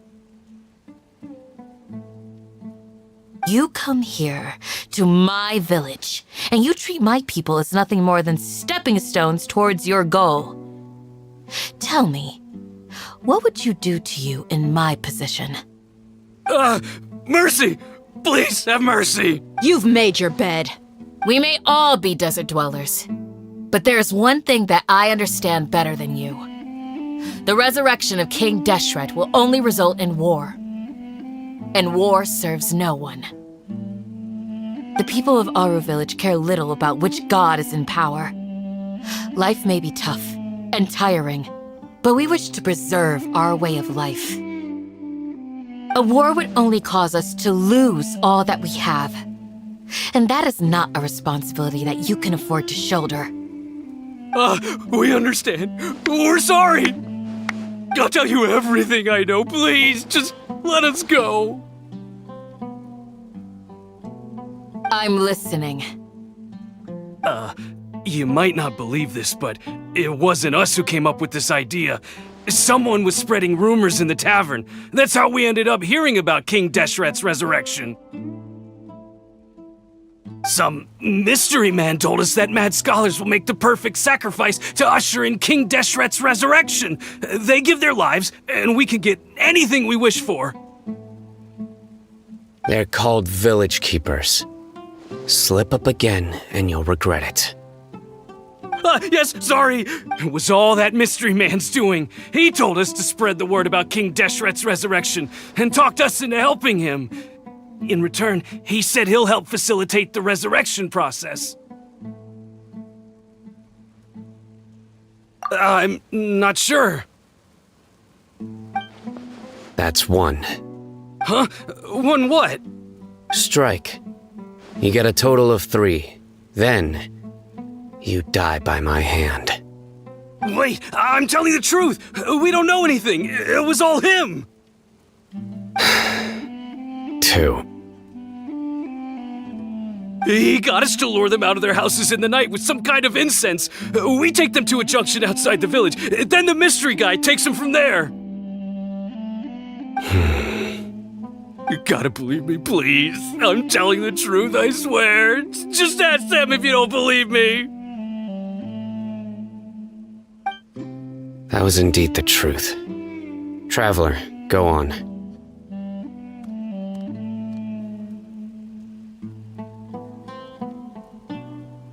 You have to believe me. If I knew that, I would have told you his name right away. I'm not risking another beating to keep his secrets. No way.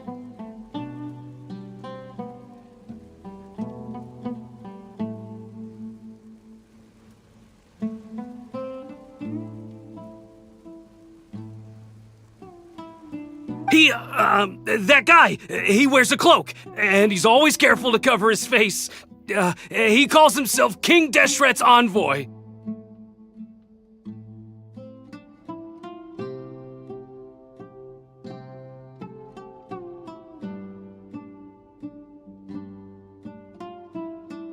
I believe I may know what's going on. Uncle Anpu? What do you mean?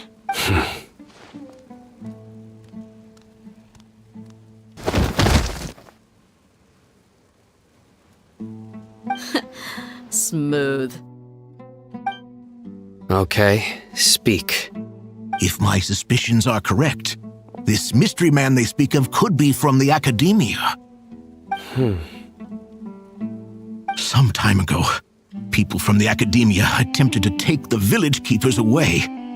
I refused, insisting that they are part of our community. It strikes me now that this secretive character shares the same goal they had. Which means it's highly likely that the academia was purposely spreading a false rumor to trick the radicals into delivering the village keepers right into their hands.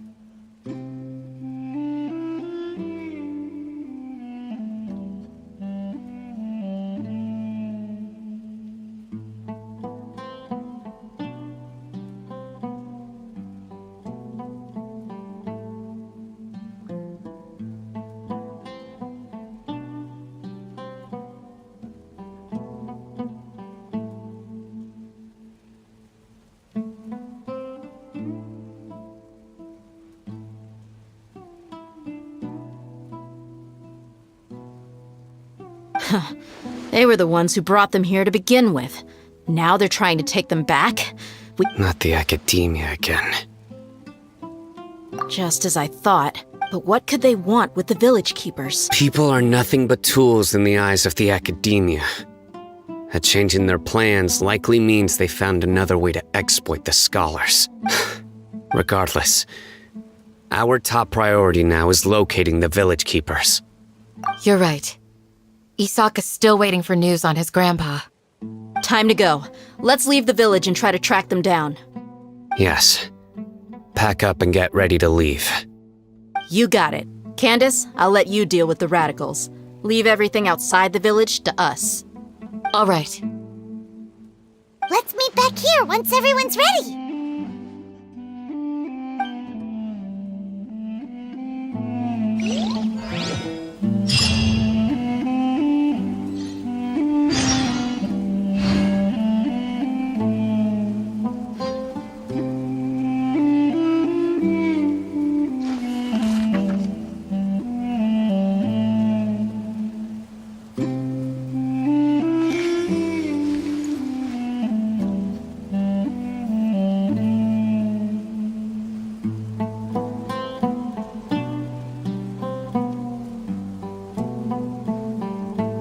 Oh my goodness. Oh my gosh. Wow. Huh? All will be revealed in the next volume? Oh, drat.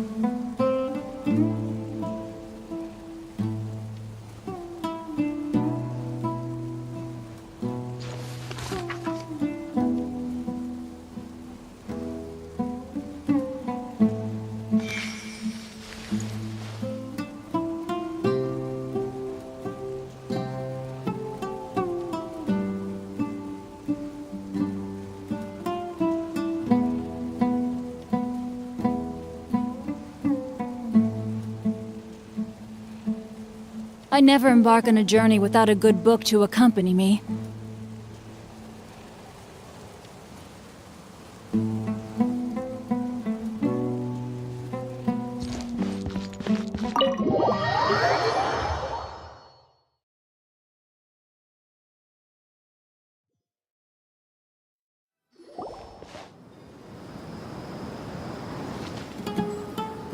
Let's get some food in us and then we'll...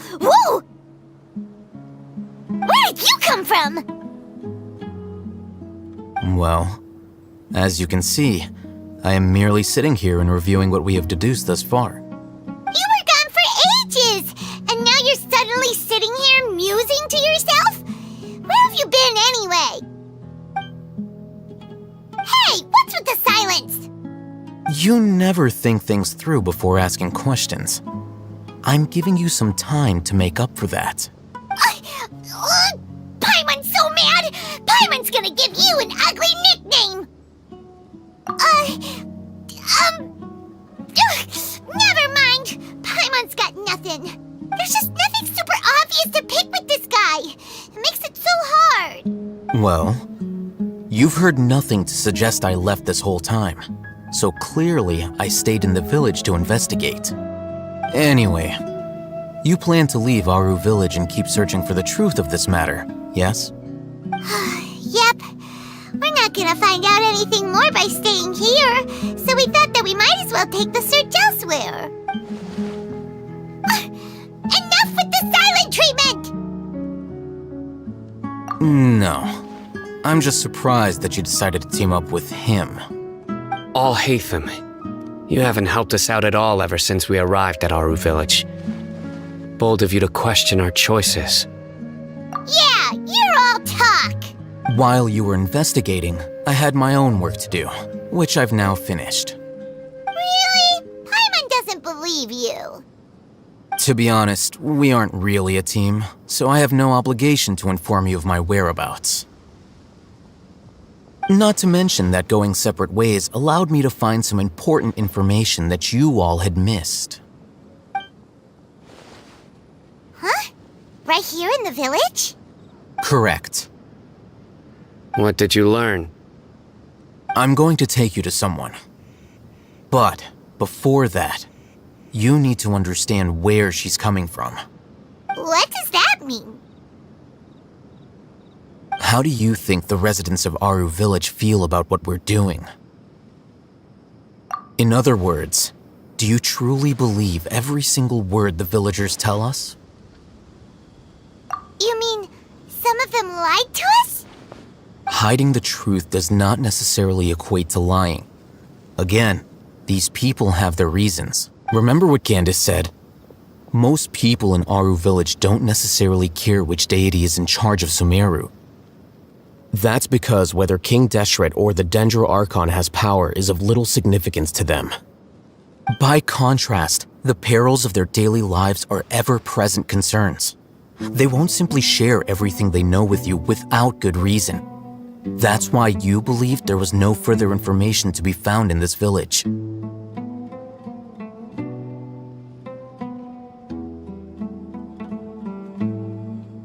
Glad you're following along. Among those you have talked to, there's someone who was consciously keeping you out of the loop. In fact, she's been observing your every move since you arrived.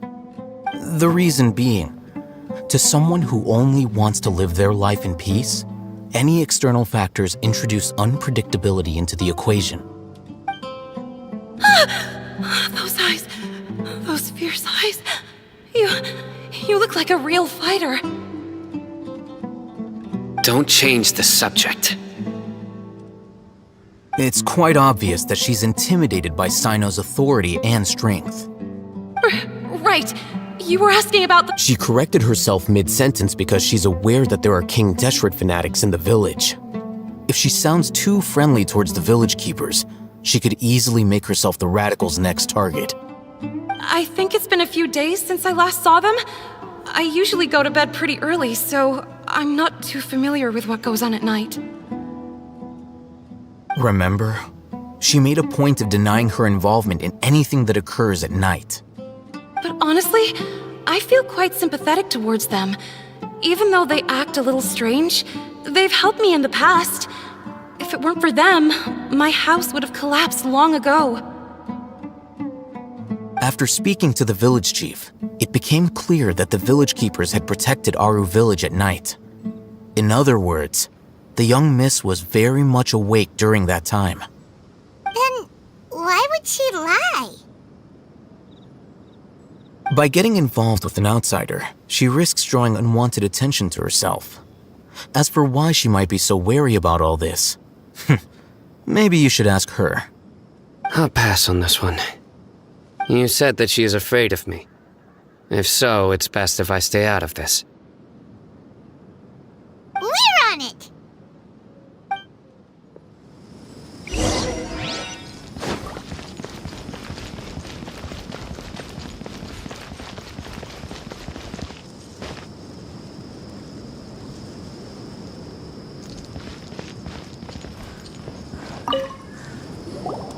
Miss Shawnee, as we discussed earlier, I've brought someone with me. Mr. Alhaitham, I'm aware of where you stand, but how can I make sure that your friends think the same as you? Huh? What do you mean? We need to clarify our stance or something? Go ahead and talk to her. You'll get the answers you want. Go on. Earn her trust. Is it really that simple? May I call you Traveler? Hi, Traveler. I want to ask you something. Do you think the resurrection of King Deshret can truly change Sumeru for the better? Why's that? That's very similar to what Miss Candace says. I know you two are friends. That's why I'm willing to talk to you, even though I do have some reservations. Before, I wouldn't even have the courage to ask something like this. Traveler, do you believe our lives will get better?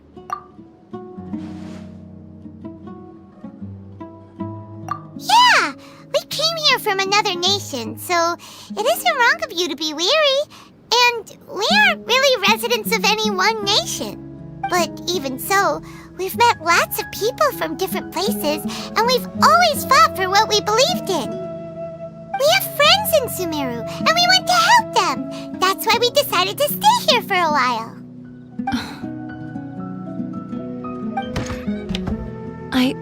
had to trust you. My apologies for posing my questions like that. To be honest, I didn't expect you to come back for more information. Oh, Hatham told us you have your reasons. It's okay. We understand. The fact is that only one side of my family is desert folk. I don't really fit in anywhere in Sumeru. Some believe in the Dendro Archon, while others believe in King Deshret. I don't belong to either side, and neither side would want me. Speaking of which, the radicals mentioned that they despise traitors. Do they just think that anyone who's different from them is a traitor? Yeah. Some people can be so narrow-minded when it comes to bloodline and beliefs. It makes no difference what I say or how I behave. I'll always be suspected of having ulterior motives. Slowly, I just stopped talking to people. I pretended not to hear or see anything. All I want is to live my life in peace. And then it happened. The village keepers who had helped me disappeared with no explanation, and I didn't dare breathe a word about it to anyone. Until now. You can tell them. I'm sure he'll keep your secret. All right. I'll tell you what I told Al-Haytham. I actually have a sharper sense of hearing than most. Sometimes, I hear strange crying sounds in the night. There are ghosts? Perhaps. I'm not sure. It's faint, but it's definitely the sound of crying.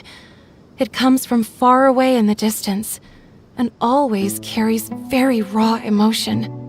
It used to be louder and more frequent, but ever since you arrived in the village, it doesn't seem to happen as often, and when it does, it's much quieter. I have to focus really hard to make it out. I confirmed this with the guards on night duty. They also have someone with a good ear, and he's heard similar sounds at night. But, because we're in the middle of a desert, he would rather believe that they are the cries of beasts than ghosts.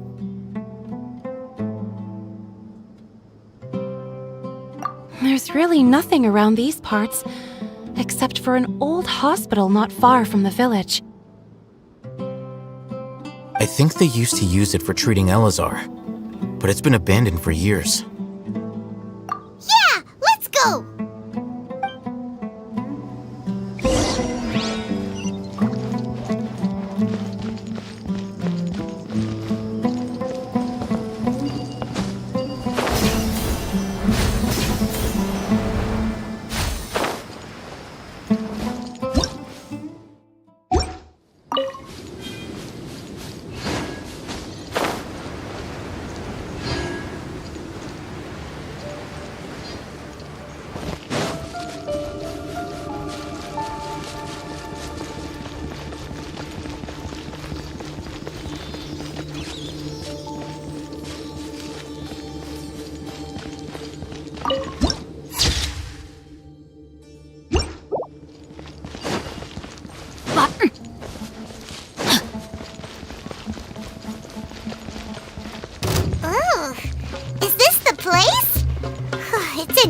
terrible shape.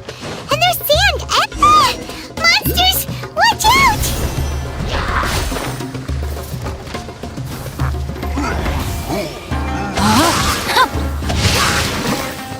One with my blade!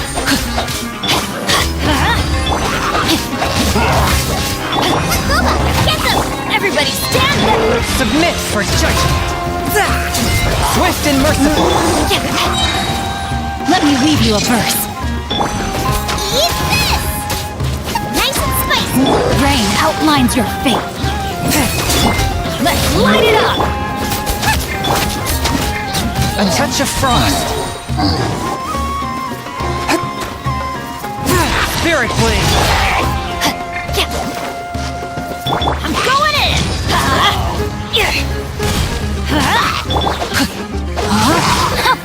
Swift and merciful.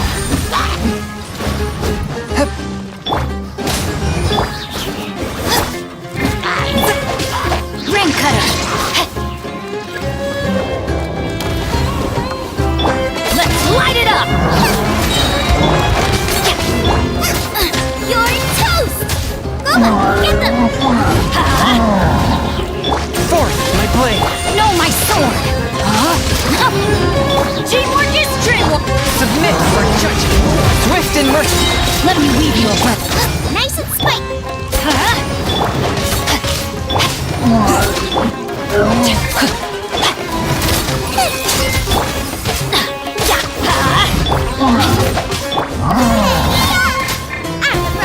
No, my sword! Forth, my blade! From whence you came! I'm going in!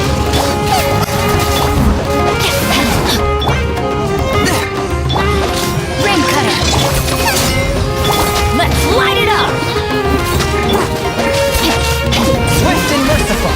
A touch of frost! Spirit blade! Attack!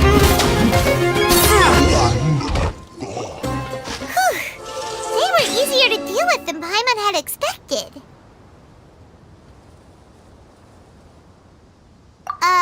Super strong bandits?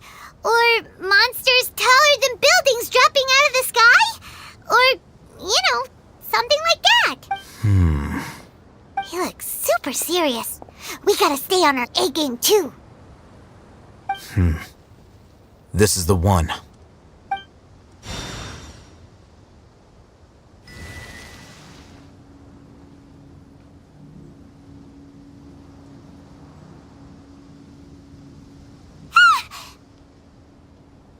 Let's go in and take a look.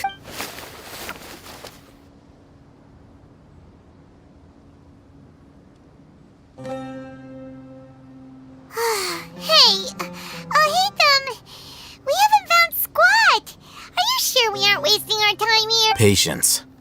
Shawnee says she only hears the crying at night. We have time to burn. Until then, I'm taking a break. And just like that, he sits down. Wait, he even brought a book to read? What are you reading? Let Paimon see! Okay, sure.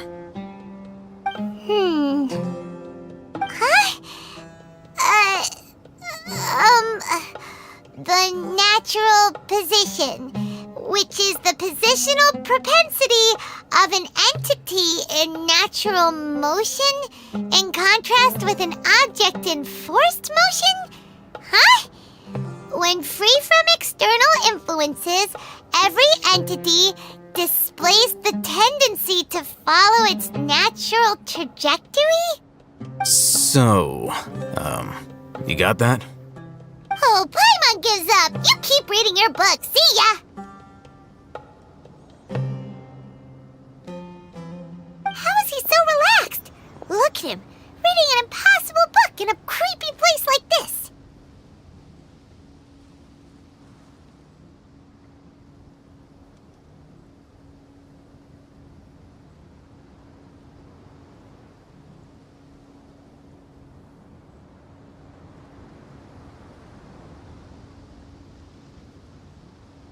Hey! Paimon's your Teyvat travel guide! Paimon knows plenty of useful stuff already! And anyway, is that Paimon's fault that the books people read in Sumeru are so complicated?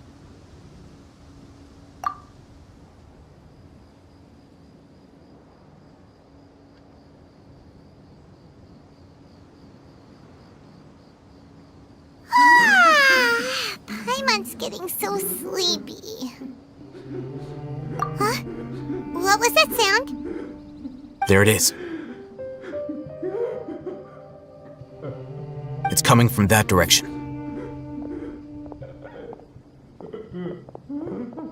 Is the sound coming from here? Huh. Paimon's not seeing anything. It's from below. But there's no way we can get down there. Something is off about the interior here.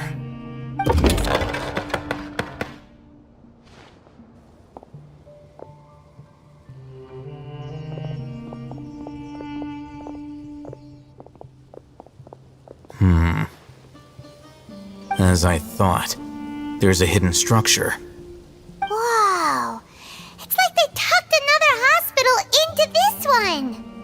Oh, it looks like there are other blossoms around here. Let's keep exploring.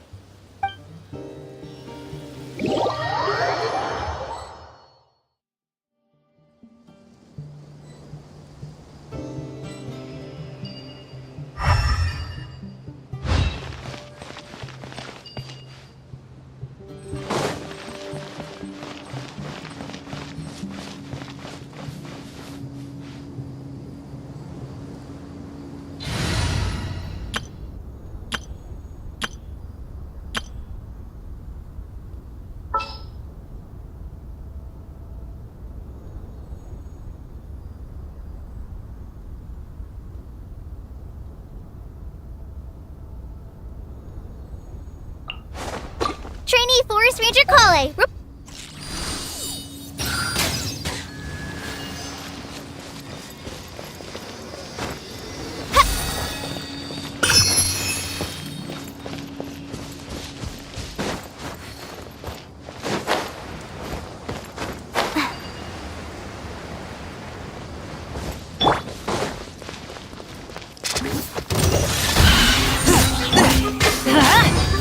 Rain outlines your fate. Everybody stand back!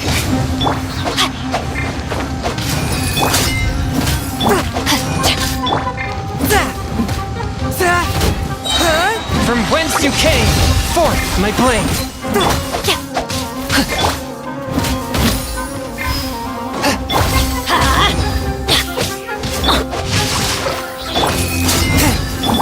Let me weave you a verse.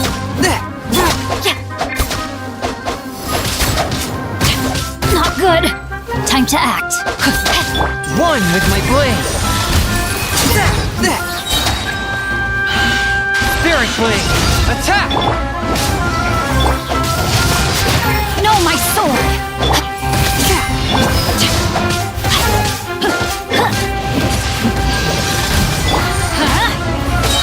Teamwork is strength!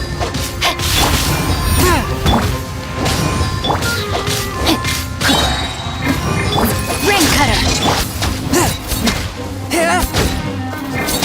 A touch of frost. From whence you came. Let's light it up!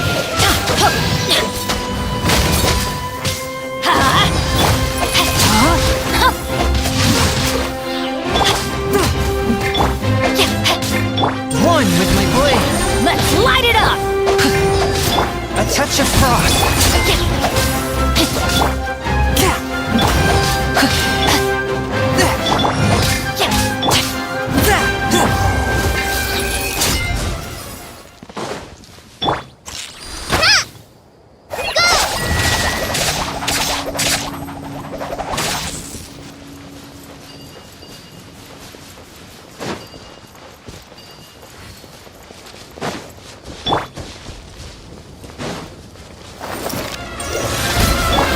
Outlines your fate. Witness the power. Try this on for sun. Spirit blade. Everybody stand back.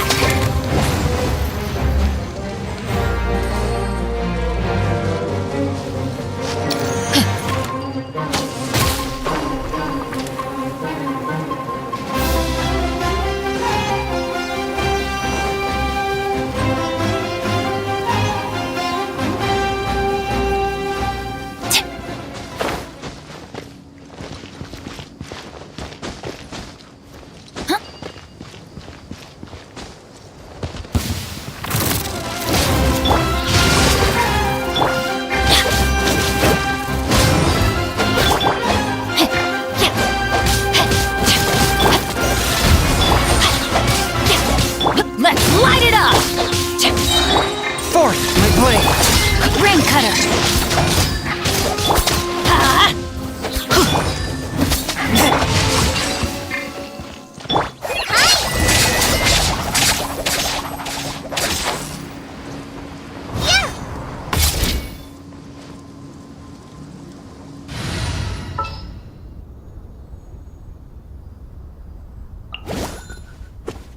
I can't wait any longer.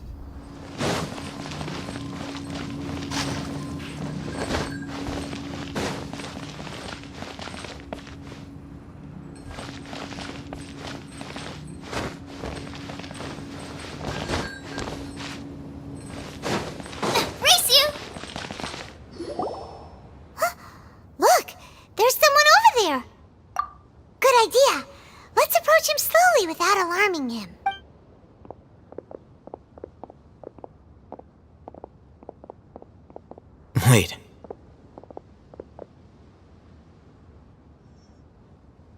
You're...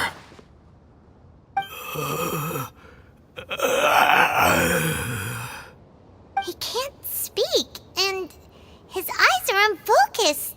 But he looks too young to be anyone's grandfather. Also, why is he the only one here? Didn't expect to see him here. You know him? He's Razak, a senior of mine at the Academia. He's a scholar too? Is he the kind that holes up in a forest and mumbles stuff about training? No. And that's the problem. Razak was never involved in any of those things. He never trained in the forest, let alone reach Satyavada life. Leaving that question aside for the moment, him being here alone means that we might be too late. Looks like they've already taken everyone away. For whatever reason, they left Razak here. Perhaps they simply didn't have time to come back for him. There are drag marks on the ground.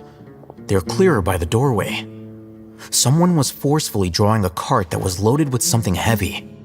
Loaded with people? That is one possibility. It looks like they were in a hurry, as if they were afraid of being caught. In their haste, they failed to notice Razak hiding in a corner. The symptoms are identical. Looks like we found living proof. Huh? Why do you say that? Allow me to jog your memory. Recall your time at Port Ormos. Don't you think his symptoms look familiar?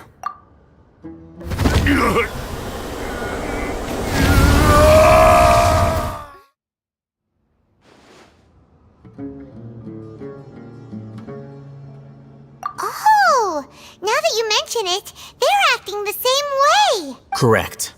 The Academia is behind all of this. It isn't difficult to deduce their rationale. First, the Academia spread a false rumor of King Deshret's resurrection, emphasizing the role of the village keepers, the mad scholars who were exiled to Aru village. These rumors were all the persuasion that the radicals needed, and those based in Aru village leapt into action. Unbeknownst to them, of course, through rounding up the scholars, they were actually helping the Academia. As well as being able to exploit the radicals for their own ends, this scheme has one further advantage to the Academia. all the risks and responsibilities are offloaded onto King Deshret's followers. Life for the desert dwellers has been brutal ever since King Deshret's death all those years ago. Beneath the surface, feelings of desperation are widespread. Many would give everything they have for the prospect of something better. Anyone looking to exploit that for their own ends simply needs to make a few empty promises. Even if complications arise, people will see that those involved are all followers of King Deshret and look for no further explanation than differences of belief. A deep-seated mistrust of the desert and everyone in it by the rest of Sumeru will make sure of that. The notion of an academia plot wouldn't even cross their minds. It may seem like a simple strategy, but it is able to work wonders under Sumeru's current circumstances. Oh, that makes a lot of sense. It's in line with the village chief's theory, too. But there's still one very important question. Wasn't it the academia that brought the scholars to Aru village in the first place? Why does it want them back now? Throughout this process, one thing has changed: the scholars' identity. First, they were scholars. Then, they became lunatics. After that, they were exiles. And finally, they become missing persons.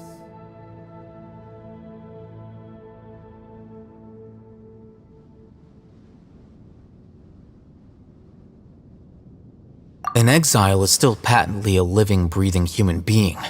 But when someone becomes a missing person, that is brought into question. If you can't find someone, you have no way of knowing what exactly happened to them. That makes missing people an ideal resource. Resource? For what exactly? One possibility is that the information in their brains could be extracted into knowledge capsules. Extracted? You mean canned knowledge comes from people's brains? With the technology of the Sumeru Academia, it's entirely possible. Perhaps the process caused them great suffering, which is why they cry out in the dead of night when no one is watching them. So, the human brain... Nope, nah, Paimon doesn't want to think about this. I'm the Academia scribe, after all. I'm familiar with their projects. Anyway, judging by Razak's state, the contents of a divine knowledge capsule were extracted from his mind, but something went wrong in the process. Or perhaps his curiosity got the better of him, and he used such a capsule for himself. Paimon's a little confused. Can they just use anyone's brain?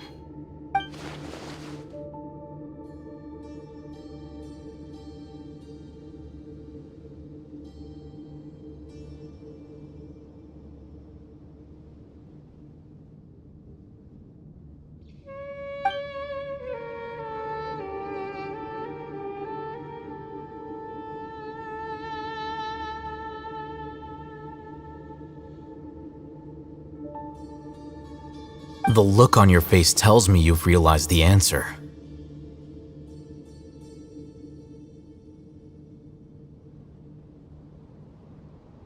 That's right. To some scholars, gaining knowledge about the gods is their entire life's pursuit. Extracting canned knowledge is just one of the extreme measures they turn to. However, I can't help but wonder, what do they seek to gain from divine knowledge? The Academia is going out of their way to look for forbidden knowledge, but what is their ultimate goal? I've spent quite some time trying to analyze the contents of the divine knowledge capsule, but to no avail. It seems like my way of thinking is too different from theirs. You mean you're not even slightly interested in getting your hands on this forbidden stuff? All scholars seek to expand the horizons of knowledge, but I'm not particularly interested in gods, so I don't share their degree of zealotry. Extracting information from people as if they were lifeless objects? If this is the direction of academic progress, then the Academia may as well shut its doors. Sounds like you're really against all this. Of course. The Academia's actions run contrary to their rules. Whether it be academics or knowledge, everything has its boundaries. If those lines are crossed, the rules and order that govern everything in the world will be destroyed. This matter needs to be corrected, just like fixing a typo in a book. Wait, didn't you step in to help because you felt sympathy for those poor people? Not to be callous, but no. My criteria are a little more restrictive than that. There is no shortage of suffering in Sumeru, and the same can be said for the rest of Teyvat as well. What do you plan to do about that? Save every last person? Probably not. Paimon's not sure. You can say that.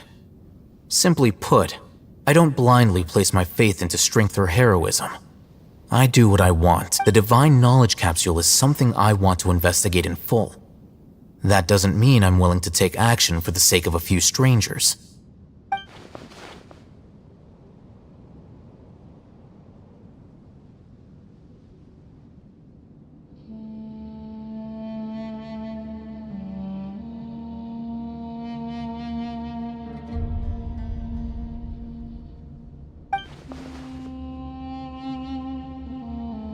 Paimon's been wanting to say this for a while.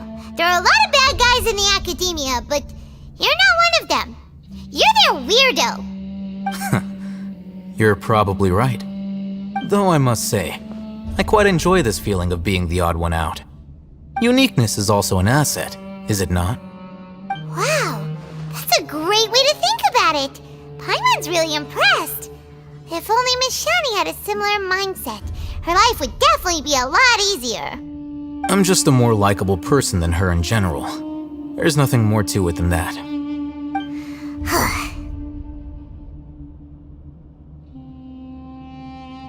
He won't last long if we leave him here. Let's take him with us. We'll work out our next step after we return to Aru Village.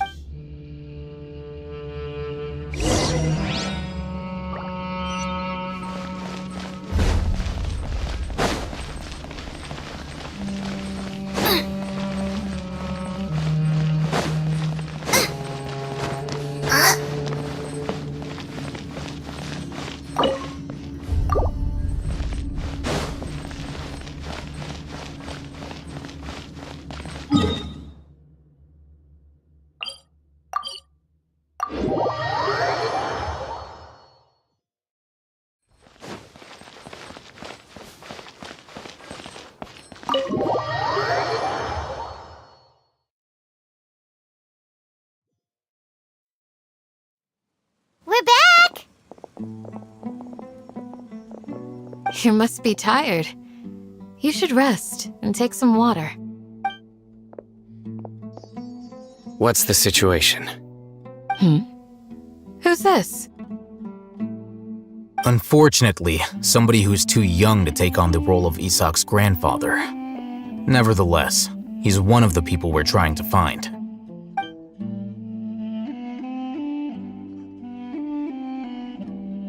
So, at one point in time, the abandoned Elazar Hospital served as the Academia's site for extracting divine cant knowledge. Yep, pretty much.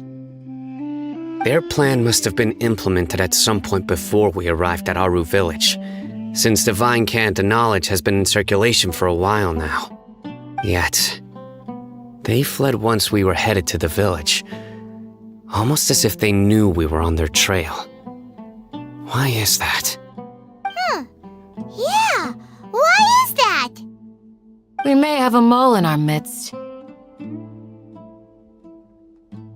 One of us could be secretly revealing our whereabouts to the Academia. Huh? Are our friendships that shallow? Looks like none of you have realized wherein lies the issue. Sino, you're the reason why they can predict our movements. Wait, what's that supposed to mean? Choose your next words very carefully. It is simply a logical inference. I have my reasons. So what you're saying is, Sino's the mole. Interesting. And here I thought you were the most suspicious one, Al-Haytham, since you were always acting alone. I know. You have a point. But I realized something as we were returning from the hospital.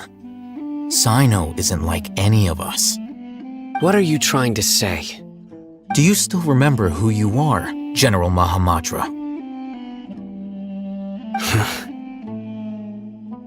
As a Matra, you are no doubt privy to certain kinds of information. Before you can take action against someone, you are required to have all the facts available, including the less than savory details. Simply put, the Academia has traditionally allowed you access to a wealth of sensitive information. Knowing their modus operandi, wouldn't you expect them to take precautions against you? If you want to raise a vicious wolf, you need to make sure that you can avoid its bite. The Academia is monitoring me? It's not that simple. The Academia has eyes all over Sumeru, but they have a special protocol for dealing with you. Every so often comes a Nyagarbaha Day. On this day, the Academia enters new information into the Akasha through knowledge capsules. I remember seeing the thick notebook next to the control panel once. Its contents were all about the General Mahamatra, his activities throughout the day, preferred methods of enacting judgment, everything. You're saying that the Academia entered my information into the Akasha too? But what's the point in doing that? My actions aren't important enough to be added into the Akasha. The Akasha is capable of computation. The Akasha's algorithms are entirely capable of predicting your movements using the data entered. When you would depart, the route you would follow, your destination. It knew all of this. It predicted my every move. The Academia has been watching you longer than you think. However, the fact that you resigned is proof that their suspicions were well-founded. So that's how it is. Sino adheres to his principles so strongly that he's actually a thorn in their side. Tenacity of will and steadfast faith are worthless to the Academia. They need scholars who are easily pliable and mindlessly go after anything they can profit from. Sino, don't take it to heart. This just proves how much of a trustworthy ally you are. They escaped because of me. Don't blame yourself. It's not like any of us would have known. I have an idea. If they predicted my movements, then I might be able to guess where they went. Whoa, you bounced back fast. There is always an opportunity for safety after danger passes. Oh, so that's how it is! Paimon gets it now! If the Academia is trying to avoid Sino, then the safest place would be...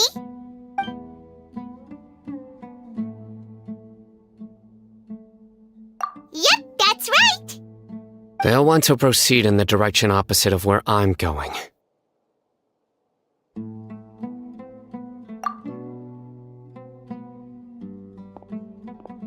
I must go. There's also something I want to investigate. Let's go, guys! After him! Please, wait! I want to go too! You want to go too? If so, you have to promise you'll stay safe. I want to find Grandpa. I promise I'll be careful and not cause any trouble. Everyone, I leave him in your hands. Yay! Let's go! Remember to pack some food with you! Paimon feels like we're missing someone, though.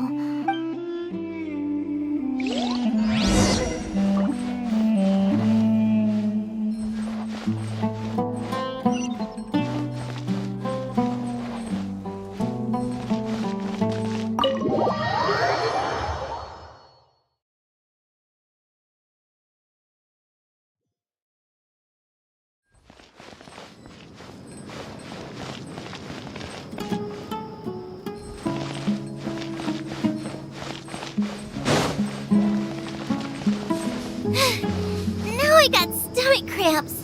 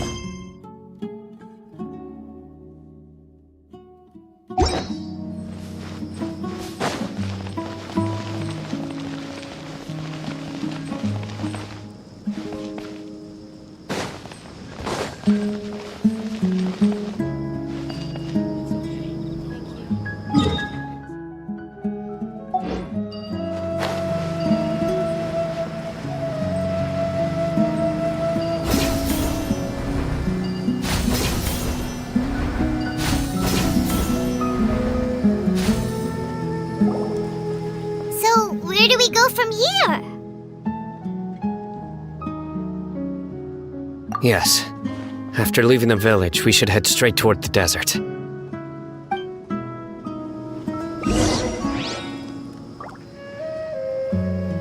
I know the desert like the back of my hand.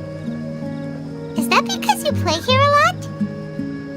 Yep. One time, Grandpa almost got lost in the desert. But I was the one who brought